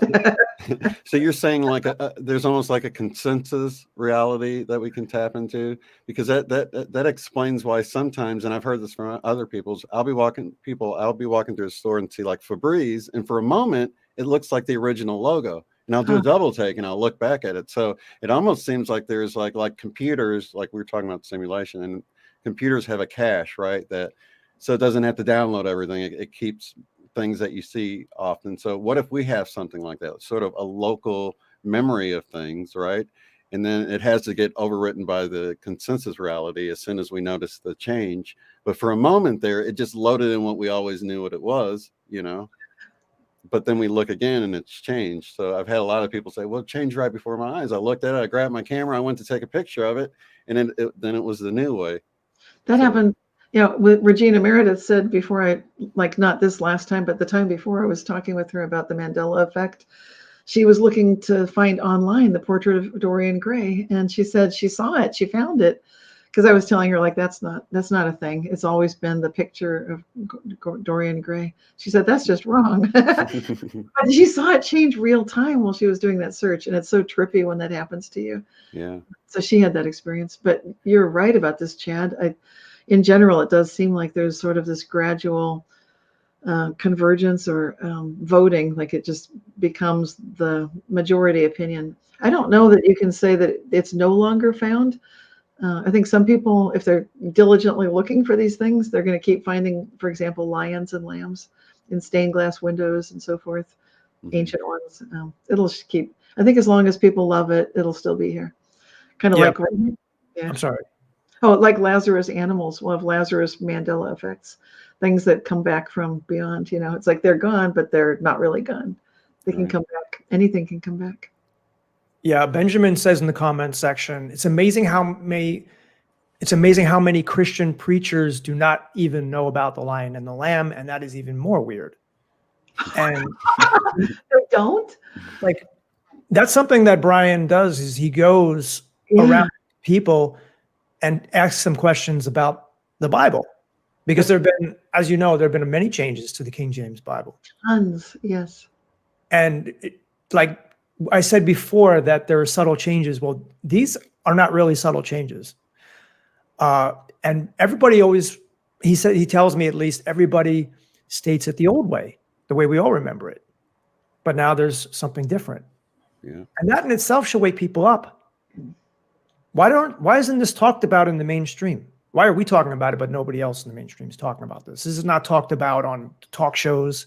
Well, the people that know what it is, the powers that be, they don't want this kind of power being in the hands of the populace. So there's that. And then it's easy to say, like, it's not real, put it down, and kind of. It's kind of like the Truman Show. They can't let Truman know that this is a make-believe world and that we actually have more power than we could ever believe. What Brian said yesterday, to almost conclude the interview, he says, everything that they want us to do, they have to kind of do by our consent. And so they trick us. They trick us into doing these things, and then we do them. That's why we need to wake up. So we're no longer tricked into doing things that hurt each other. There's no reason for that. If everybody was awakened on this planet, there would be no war. That's what I like about going from I am to we are, because you can't play us. We are the game. And that's what we're really saying. We are the game. Absolutely. Right. And also want to point out that some people out there, by the way, this was the last one, the last major principle. And now, of course, the main question for me really is what's causing the Mandela effect? Is it D-Wave? Is it CERN? Time travel? Parallel universes? Glitches in the matrix? Or is it just the creator or God that is instituting these changes by itself? I love your channel because you explore a lot of this on Open Your Reality. So if people haven't checked out Chad's channels, definitely check that out. Yes. And by the way, thank you. I'm an open-minded skeptic. Sometimes people will tune into my show and they'll see me talk about maybe one theory and then have another guest who talks about another theory. And that's because I don't know if any one person can propose to really know it, to know the truth. I mean, there's certain fundamental things we know, like consciousness is at the heart of everything. It's fundamental. But there are certain things like the Mandela effect, the cause of it, we really, honestly, I think we all have to say we really can't be sure. We can only make assumptions. Yeah, it's only speculation. I mean, you guys said that you brought up a lot of great topics in your interview with Brian yesterday, and that was really one of them, that nobody really has the complete answer, and it's a really individual thing for everybody. Mandela effects affect different people, And it's not necessary that we argue about them, because two realities can actually exist at the same time. We might have two separate childhood memories, and that's one of the reasons I say looking a little bit further into the Mandela effects and what messages you get out of them, because I feel like it's individual. I've come to the same conclusion as other people have about this sort of balancing of the divine masculine and feminine energies on the planet to bring balance and that nurturing vibe, that we're sort of out of whack right now. But that's where messages led me with a lot of these Mandela effect changes. And I've seen other people get their own messages. So it really is an individual. I think of it like a scavenger hunt, I followed Mandela effects to other Mandela effects to other Mandela effects, and you kind of see what it's telling you within the change. And it's going to be different for everybody because it's so related to our life experience as we look at these changes and how they affect us and which ones affect us. Yeah, and I've posted a recent video. I don't know if you guys have ever heard of Nick Hinton, but he's a young researcher who put out some interesting Twitter threads. So, and I also told people in the video before I started, I said, this is, speculation, highly speculative. It's a Nick Hinton Twitter thread, and I thought it would be fun and entertaining to make a video on it. So take it with a grain of salt.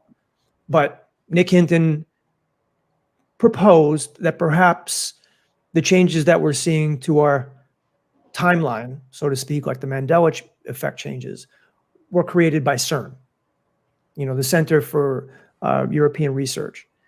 And, I could see how maybe that's possible because they were looking for the God particle for the Higgs boson, supposedly found it in 2012.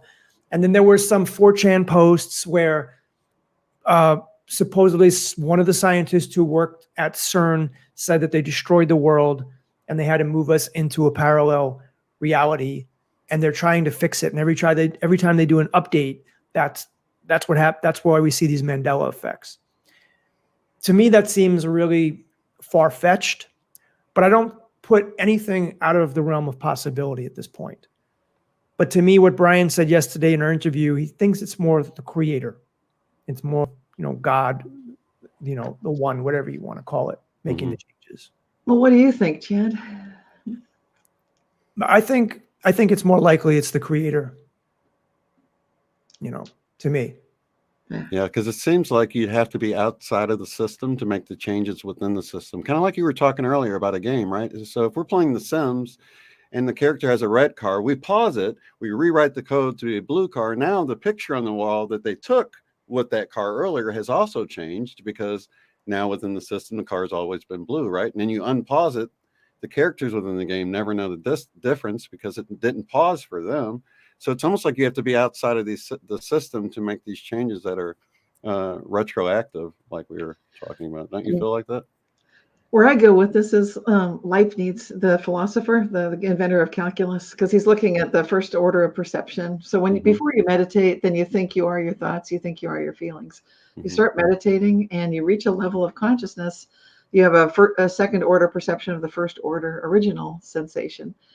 That leveling of consciousness is consciousness itself, according to Leibniz. And that inventor of calculus, along with Isaac Newton, and we still use the notation developed by Leibniz, but I think that he's onto something. I think that was genius, that level of consciousness. He also came up with the perennial philosophy, the fact that God, or what an atheist would call zero entropy, is at the top.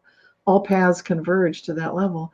Therefore, it's showing you consciousness is behind this. We have levels of awareness. And I think sometimes humans don't want to level up. We feel like we just want to kind of sleepwalk through life. I want to be on autopilot. I just want my life the way it was. Don't rattle my cage. So, we just want to, we say that, but on some level, there's a higher level part of us that keeps inviting us upward. Like, come on, time to wake up, time to grow up, time to be a mature spiritual being. And so we go kicking and screaming at sometimes, but I think the Mandela effect collectively is waking us up. Yeah, I also wanted to point something out. Let's play a little bit of devil's advocate with that. And it's something that Tom would say, Tom Campbell of My Big Toe fame. Yep. But he believes that the system is imperfect. It's a closed system. It's finite and it's dynamic. So there are errors that will occur in the code. And so the system itself may be trying to correct those. And so these glitches we see in the matrix that we call the Mandela effect could indeed be every time the system is trying to correct itself. And so that's a thought that I've had. And the thing is, like what you said, is that I believe also that the change can't come from within the system. So like CERN is just part of the virtual reality. So how can the virtual reality itself cause these changes to occur? It would probably have to come from outside the system. There you go. Now you got the idea. That's the turtles all the way down. Exactly. I've actually wondered if they're trying to do something like that or trying to stop what's actually happening with this machine, but I don't think they're causing the Mandela effect. I think you have to discern, right? Discern. Oh, that's I think it's right in the word there. Oh my gosh. Because it seems like any kind of source you check, it always leads you back to that, which is a dead end. What are you going to do with that? You can't do anything with that. You know, all you can do is you're kind of taking these two unknowns. You're like, oh, let's just stick them together, make a match out of them. But I don't feel like CERN is the way to go to explain this. Even if they were doing something that was causing some changes, I wouldn't even think they could do all of them. Maybe they can, you know, do a corporate takeover and you know, take Stouffer's stovetop and switch it to Kraft or something, but I really don't think so. But that I think we'd see more of that seemingly money motivated changes if it were man doing it, because think about it, man's all about power and money, right? So it doesn't really add much money to chop off half of a T on the Walmart logo or something, you know what I mean? Yeah, by the way, I wanted to point out another thing that Tom said. It's highly speculative, but it's his truth, not nobody can verify it, but he said that back, I believe it was in the 90s, he calls it the big cheese. That, I don't know if you've heard of him talk about this, but he said that there's like kind of like one individual entity that controls our simulation, our virtual reality. And that particular entity, which he calls the big cheese, was not doing the best job, so it had been replaced. So maybe, now again, this is highly speculative. I made a video on it. But, you know, you'd have to ask Tom about this, but maybe. When did this happen? You said 90s. I see. Yeah, he says, I believe he said in the 90s. So perhaps the entity that was there before had made some errors, and the new big cheese is trying to correct it. Because when did the Mandela effect first? When did you first start noticing it, Cynthia? With my family, they'd say things. They weren't lying to me, but they would do things that were very different than what they had told me, and I was pointing that out. Like, didn't you promise these people that you would do such and such? And they said, no, we never said that. And I know that they were telling their truth. And it was just like, what? And I heard a song in the 70s that was, we're about to play a brand new song, and then they proceeded to play the song I was most sick of hearing that was getting nonstop airplay. Like, oh God, not that. And so I was getting these weird things happening in the 60s, 70s, 80s. The stoplight thing in the 80s, yeah, colors on those looked a bit off. Just things in the background, and when I would bring it up to people, they didn't know what I was talking about. Larry Hagman was my first alive again celebrity, so I put him in my book Reality Shifts. That was in the 80s. He died, and then he was back. And so I was noticing these, and I have found other people. Robert Manny of Guys Radio podcast, he brought it up himself. He said, remember Larry Hagman? I said, I do. He's the first alive again person ever mentioned in a book, in my book Reality Shifts, published 1999. And so that it would be the Hagman effect, but we've got the Mandela effect. I was catching those 60s, 70s, 80s, but I didn't really start writing about it till 99. So you're saying that you were aware of Mandela effects in the 1960s? No, I was aware that something bizarre was happening, and I had this bizarre feeling like everything is a simulation. So I definitely felt that. But you saw the reality shifts, right? This is the 60s. I'm feeling that stuff. Yeah. So I called it. I was trying to find a word. What do we call this? What do we talk about? There was no internet in the 80s. It was the ARPANET. So anyway, it was like a different world. Now we've got the advantage of the internet, of YouTube, of this instant communication around the world. Mhm. So it was a lot harder for us to have points of reference to even have that Mandela effect awareness that we take for granted right now. We couldn't have these conversations Right. in the 60s or 70s.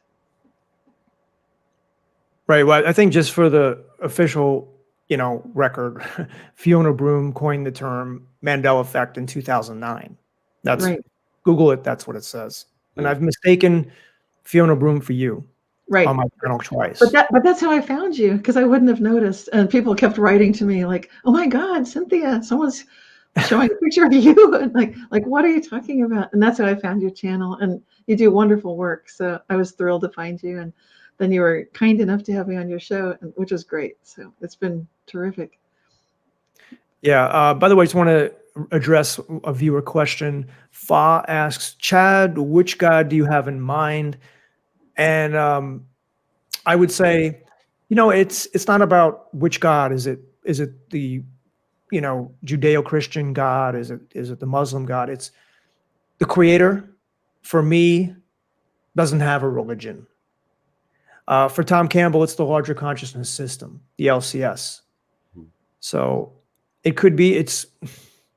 This is a complicated topic, and I think we're going to get a little bit more into it when we talk about simulation theory. Oh yeah, you got more slides too. We should probably proceed. Okay, let's jump to get to what you were saying, to make a little clarification, just so I Sure. know, is the big cheese in the larger consciousness system, is that what the big cheese runs, or are they one and the same? Because I think a lot of people will kind of put creator and the system all together, because that's how I view it, like this intelligent consciousness, intelligent infinity, as the law of one calls it, Yeah, I mean, Tom's system is complex to understand, but from my best estimate of it, there's an LCS, a larger consciousness system, and we're always interacting with the system, and we're actually part of the system. We're just individual pieces of it. This big cheese is an individuated piece of it, but it has a very important role in governing each particular simulation, if you will, or each virtual reality. Because our virtual reality, according to Tom, is not the only virtual reality. There are many others. Oh, okay. All right. So you want to go to the slides? Sure. There we go. Okay, so how do we know we're in a simulation? That's before we even get into the simulation theory. A lot of people ask, well, what's the proof? Well, as Cynthia, so eloquently mentioned before, the double slit experiment, electrons behave like waves, but when observed, they behave like particles. So that's one way. You can go to the next one. Well, I wanted to chime in on that one really fast, Sure. because video games are like this, right? You can be in one part of the city and it looks all bustling and stuff, but then when you move to another part of the city, it looks all bustling, but where you just was doesn't even exist anymore. It's like a way of saving system resources that you don't have to have. Do you know what I mean? So it's almost like video games work in the same way that we observe on the quantum level what's happening. It's there when you're looking, but it's not when you're not, or it's at this sort of, it hasn't, what do they say, the quantum wave function hasn't collapsed, so to speak. So it's just nothingness there, right? So, but I think it kind of fits that same observation. Yeah, that's an excellent point, Shane. And I made a whole video on rendering, how our universe is rendered. Yeah. It's a pretty popular video. I think I made that last year. That's a great point. So we can move on to number 2. Mm-hmm. Our universe basically has rules, right? This is number 2. It's based on math. And computer code has been found in the equations that describe reality. I believe it was the Professor Dr. William Gates found that there is computer code written into the equations that describe reality. And he talked about this. He had Neil deGrasse Tyson. He had a whole panel of scientists on. He spoke about this, and it blew Neil deGrasse Tyson's mind.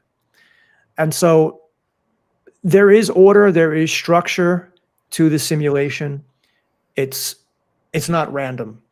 There's intelligent design behind it. And that's just like a video game. There's going to be intelligent design behind the code. It's not random. It didn't just come together. You guys have anything to add to that? This is fascinating. I'm just mesmerized with good content and good ideas. I don't know if this is a good place to stick it in, but I mean, when you look at quantum entanglement, when two items or objects seemingly don't seem like they're connected, but they respond as if they are connected, I think is another great possible, anyway, supporting thought to this whole idea of, we're connected through the larger consciousness system or through the simulation or whatever. So even though these two, what are those electrons that they use to show the quantum entanglement, even though they don't appear to be connected and they respond in instantaneous time, not by the speed of light, they're connected through the actual system, as if, if you're in a computer, they're connected through the consciousness, if we're thinking of this in terms of some kind of consciousness-driven system.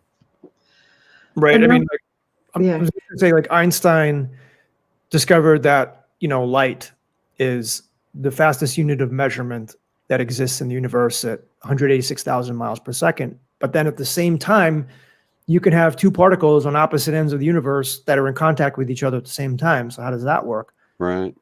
And that's because the whole part of the simulation is in touch with each other, with itself. Exactly. I agree. It's just that the avatar or the sprites on the screen can only move one pixel at a time. Right. Cynthia, were you going to say something? Oh, couple things just to back up what you're saying. Absolutely, I love it. There's been an unreasonable efficacy of mathematics has been discovered, and that's been cited for a long time.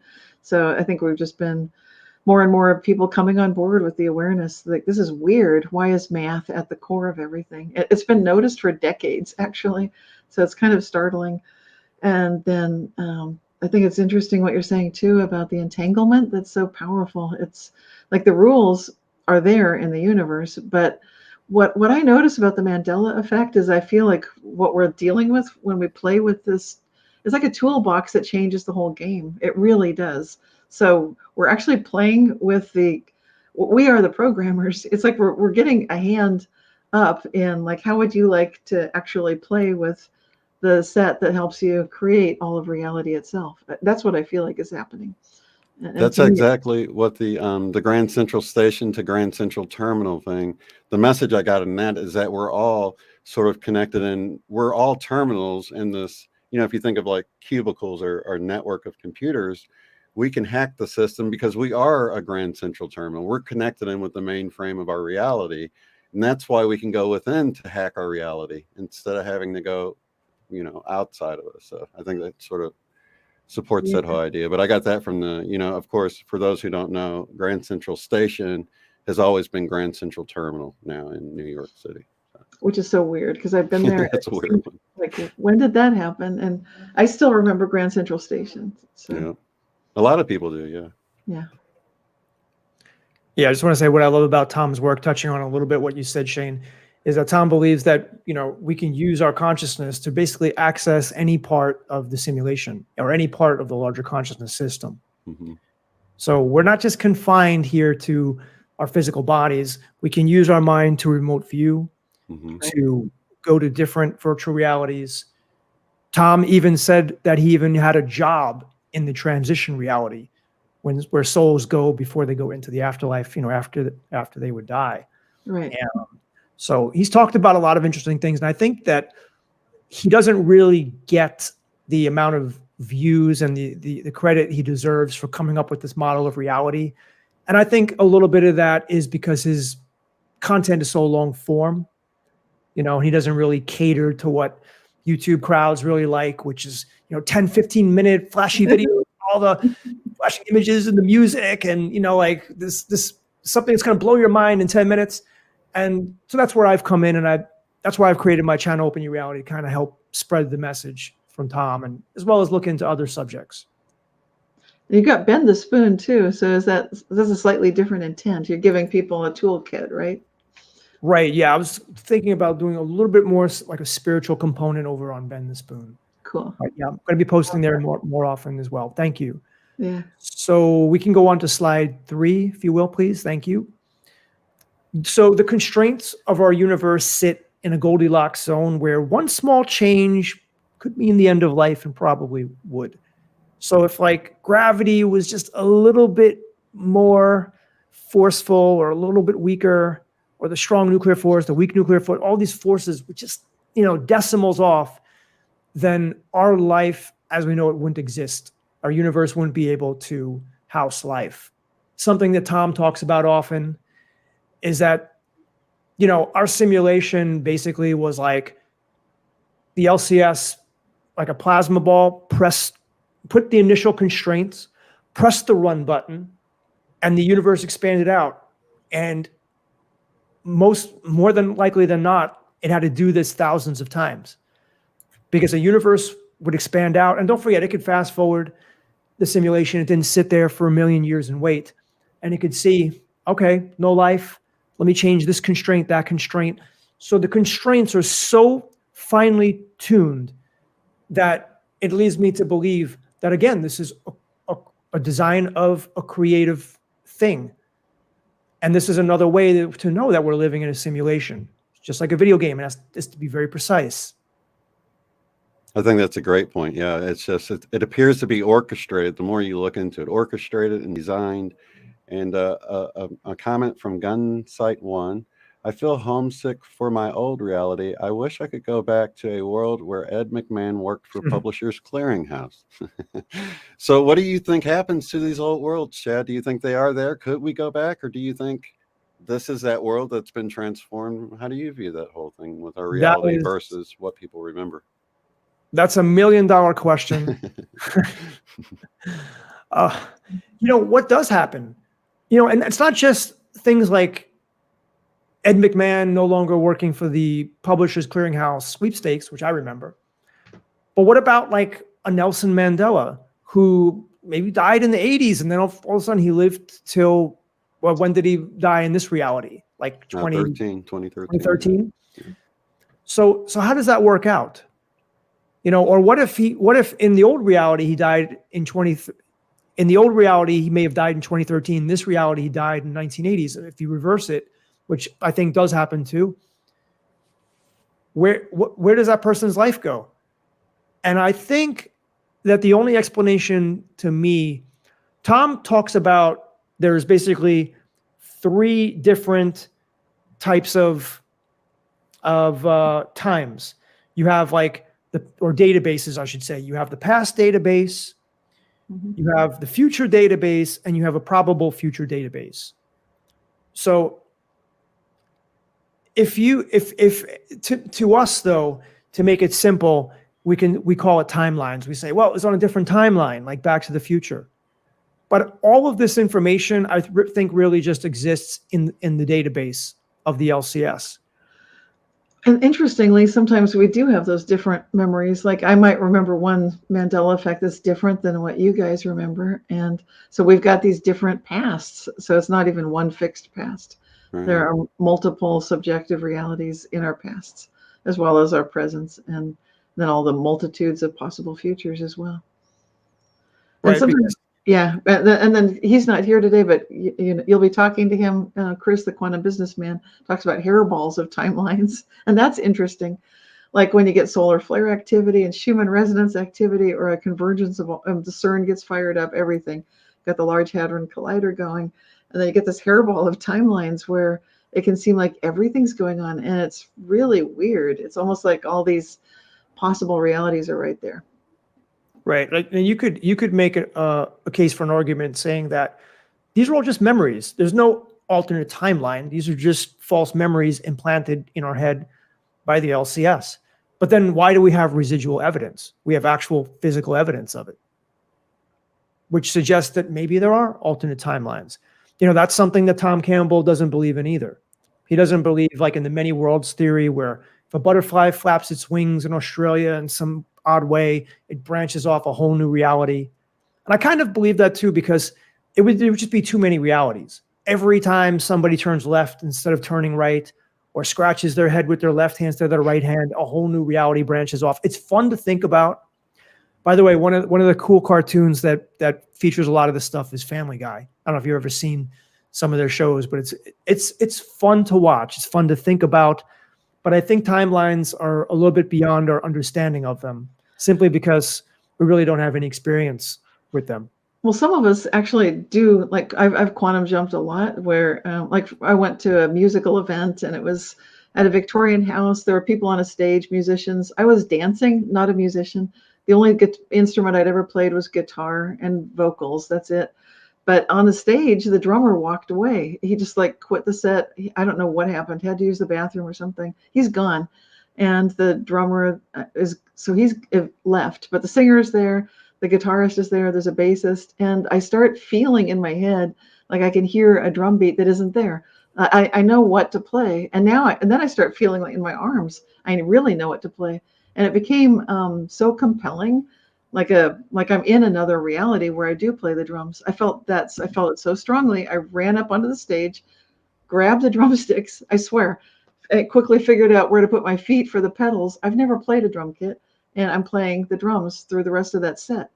I actually did that, and partly because I know from my experiences, if I need to quantum jump into a reality where I have a specialized skill set or knowledge base, I can do it. I've done it actually many times. So it's like, okay, this is doable.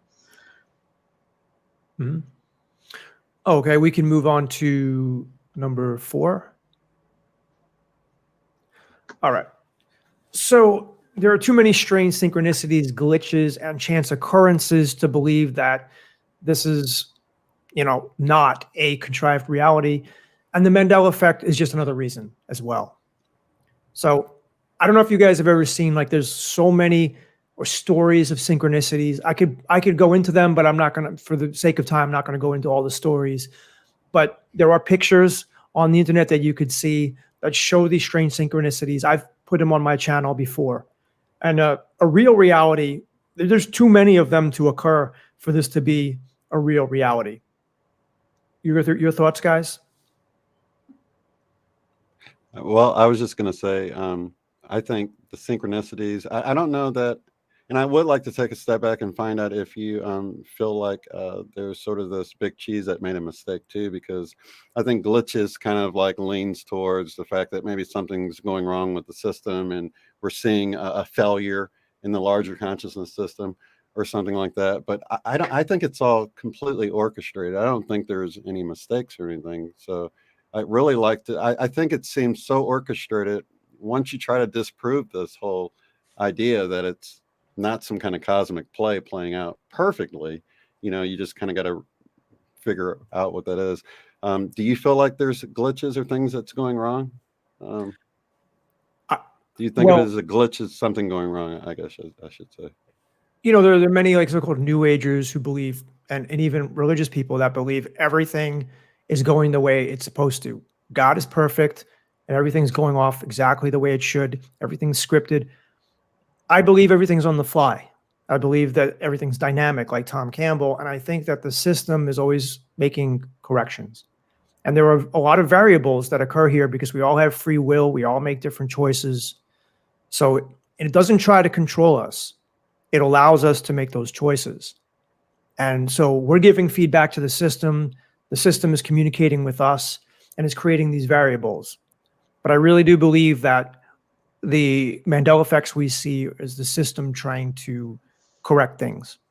Remember, the system's not perfect. We like to think that God is perfect, but the system is not. It's not a perfect system. It's working the best it can to do to provide us with this, what Tom calls a virtual reality trainer for consciousness.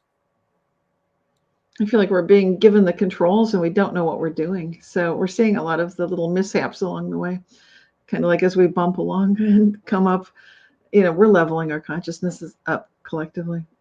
But I agree with you about the synchronicities and the chance occurrences. There's too many to really explain them away and say like, oh, that's just normal. It's really showing there's a connectedness. There is this unified, holistic, holographic, if you will, connection.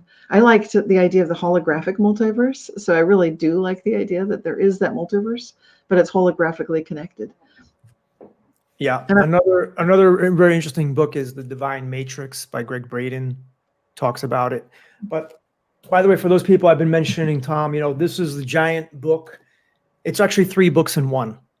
It's Awakenings, Discovery, and Inner Workings. So this is like a huge book. I would say that it's a good book to read if you have the time, but I think it's much better to watch Tom's videos because he does a really good job of explaining in person. So yeah, that's the fourth way that we pretty much know we're living in a simulation. And we can go on to the fifth slide, please. Mhm. And that is that, our reality is pixelated, whether you believe it or not. The smallest units of time and space, like the Planck length, delta t, could be, just one individual pixel of our entire virtual reality. And so if we were living in an actual real reality, it wouldn't be pixelated. It would, it's like a video game.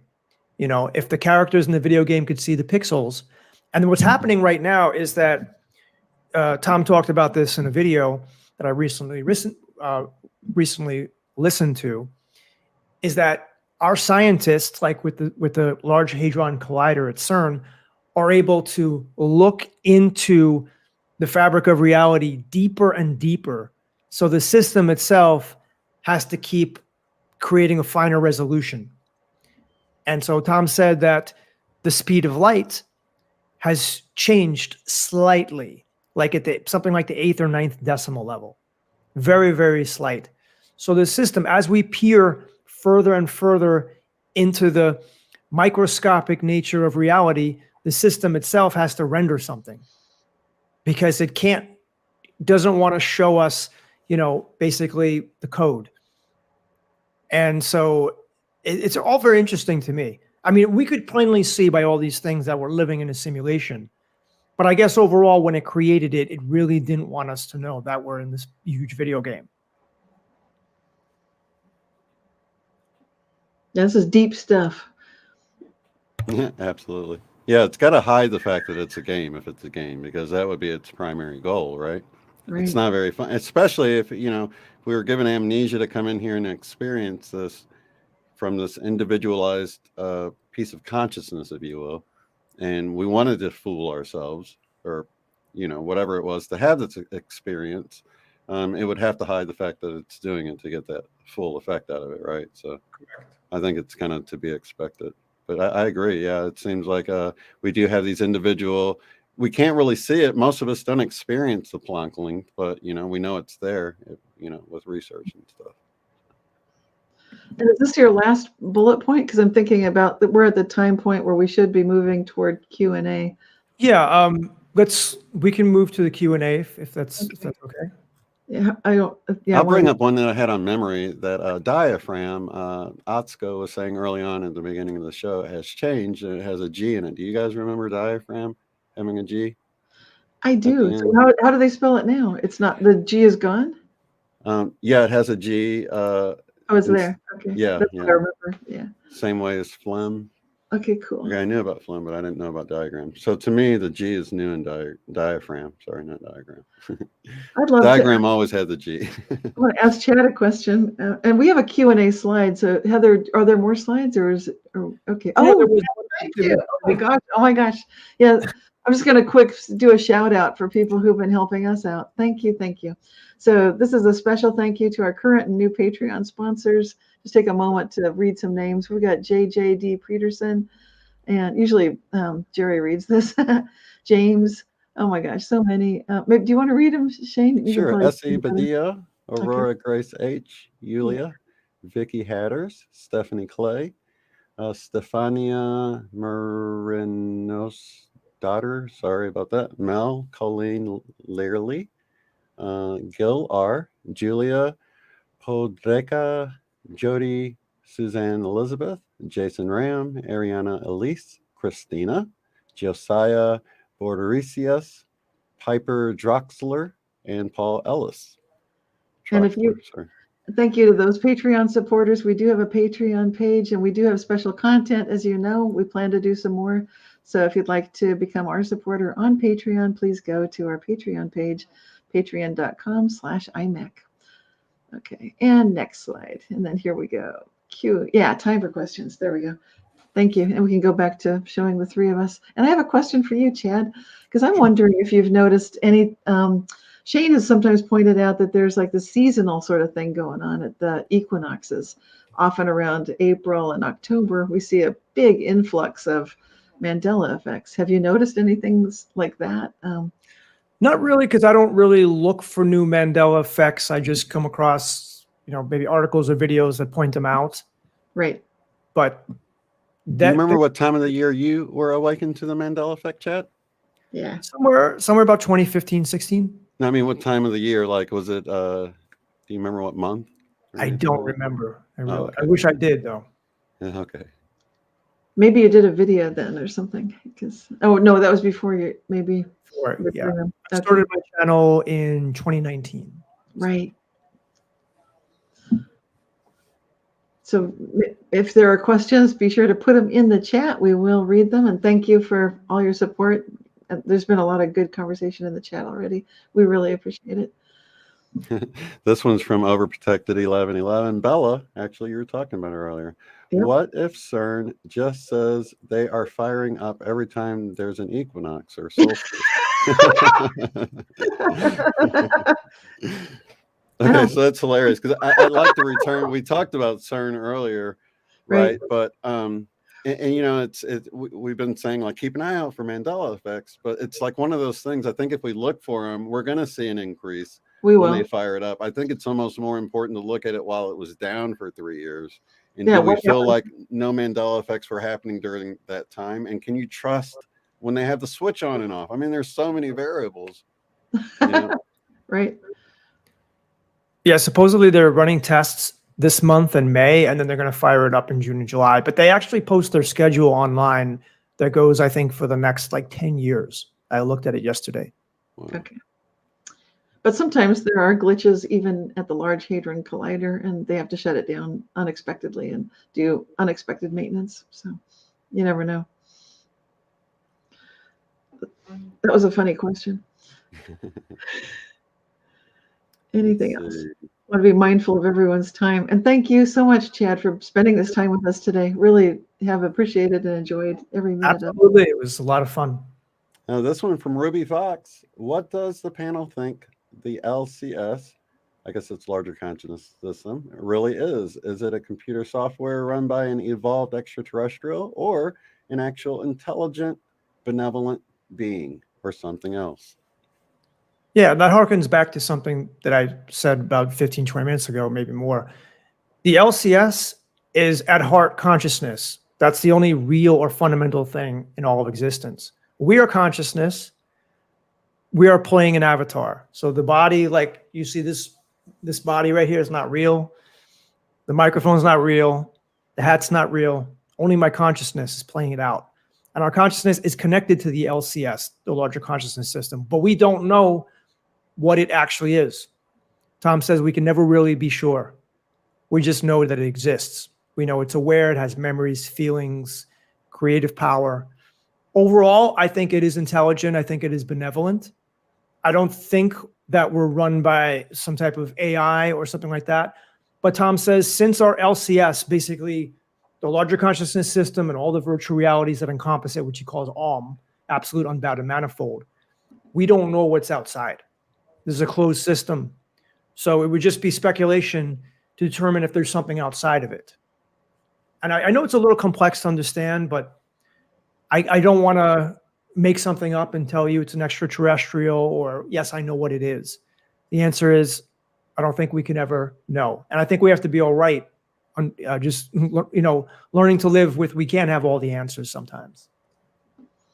Go-Kart Bob wants to know, I wonder why CERN made that video with Bond 1. I think you and Brian were talking about this yesterday in your interview about the happy video from Pharrell, and in it, they're at the CERN Large Hadron Collider there, and they're showing the workers dancing around. But at one point, you see a scientist hold up a sign that says Bond 1 and Mandela, and Bond 1 being the actor whose name is Nelson, I guess, is in his name, whoever played James Bond 1. So it's kind of like this cryptic message. So do you have any idea of why CERN would...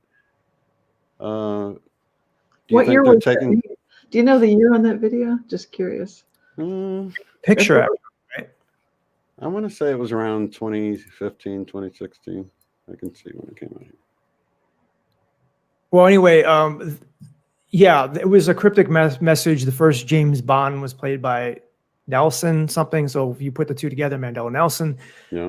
And was, I don't know, It was maybe 2013. 2013. So maybe Really? That was the Yeah. same year that Nelson Mandela passed away. I wonder if they did it before or after he died. That's interesting. Yeah. there's a good question. It could be Might be. disinformation. It could be they want us to think something, or it could be an actual message to let us know, hey, we're making these changes. Yeah. I don't know. Is that publicly traded? Is there a reason they want stockholders to think they have that kind of power? Is there any benefit to, trying to take credit for some of these Mandela effects? Because I saw a brochure, it had like Darth Vader on it, from CERN or whatever, and it seemed like it had some references to, even some of the stuff like Alice. Some of the stuff that's named there, I think one of the things is like named Alice or something. Like as in Alice. Yeah, one of their systems. Yeah. Yeah. Right. Alice. So what's the Mandela effect connection to Alice? Because they use Alice a lot in quantum physics. There's Alice and Bob, believe it or not. Oh, well, the Alice in Wonderland, Right. We're all crazy around here, or we're all mad around here. And, just the whole follow the white rabbit. And I think there's some rabbit references, but isn't like a Tweedledee and Tweedledum, or the ones that used to have a propeller on their hat, now they have flags. Isn't that from that, or is that from something else? What? They have flags? Yeah, they used to have propellers. I remember the propellers. Yeah. Oh, the cartoon. Yeah. Oh, That's wow. true. Now I've got double memories. You're mentioning it and I'm seeing both. Oh, Maybe you've seen this Mandela effect presented before. Like, woo, spinning. Getting it real time right here. What do you remember, Chad? Do you remember flags or propellers on? I'm sorry. Tweedledee and Tweedledum. We're talking about the Disney animated feature for Alice in Wonderland. There are characters, Tweedledum and Tweedledee. Remember with the white queen and Alice, and they're painting the roses red, and there's Tweedledum and Tweedledee. Yeah, it's these two chubby characters. They look like. Yeah. Well, they're two chubby characters with hats on. And do you remember a flag or a propeller? I don't really follow it too much. Oh, okay, yeah. That one, so. Not on the radar. What people in the chat say. What do you guys remember? You remember a flag or? Yeah. So anyway, that was just to bring up some of the connections CERN's made in their brochures with Alice. And like you said, I guess it's a common thing. So you can just think, well, it's just commonly used. That's the thing that we've talked about. It's like whatever you're paying attention to, or whatever the popular thing is Right. the thing you're going to notice changed. You're not going to really notice the unpopular things because you're not observing them as much. So I guess we would expect that all the popular stuff is going to be noticed if a change indeed takes place. And by paying attention, we're going to be changing some things right there too. That was a weird thing that just happened to me because Shane, you brought on. I started seeing the propellers, and then you said flag, and then I was going to say like I don't see a flag, and then boom, I can see a flag. I can see it too clearly, like really clearly. And then I've got both. I've got both now. Like that is crazy. Yeah, My Life DIY says propellers, but Right. now it's flags. So Right. yeah, we're not the only one. Same way with Alva Yarder. I remember propellers on the hats. Right. Let's see. What's weird is I can see the flags, which is so weird.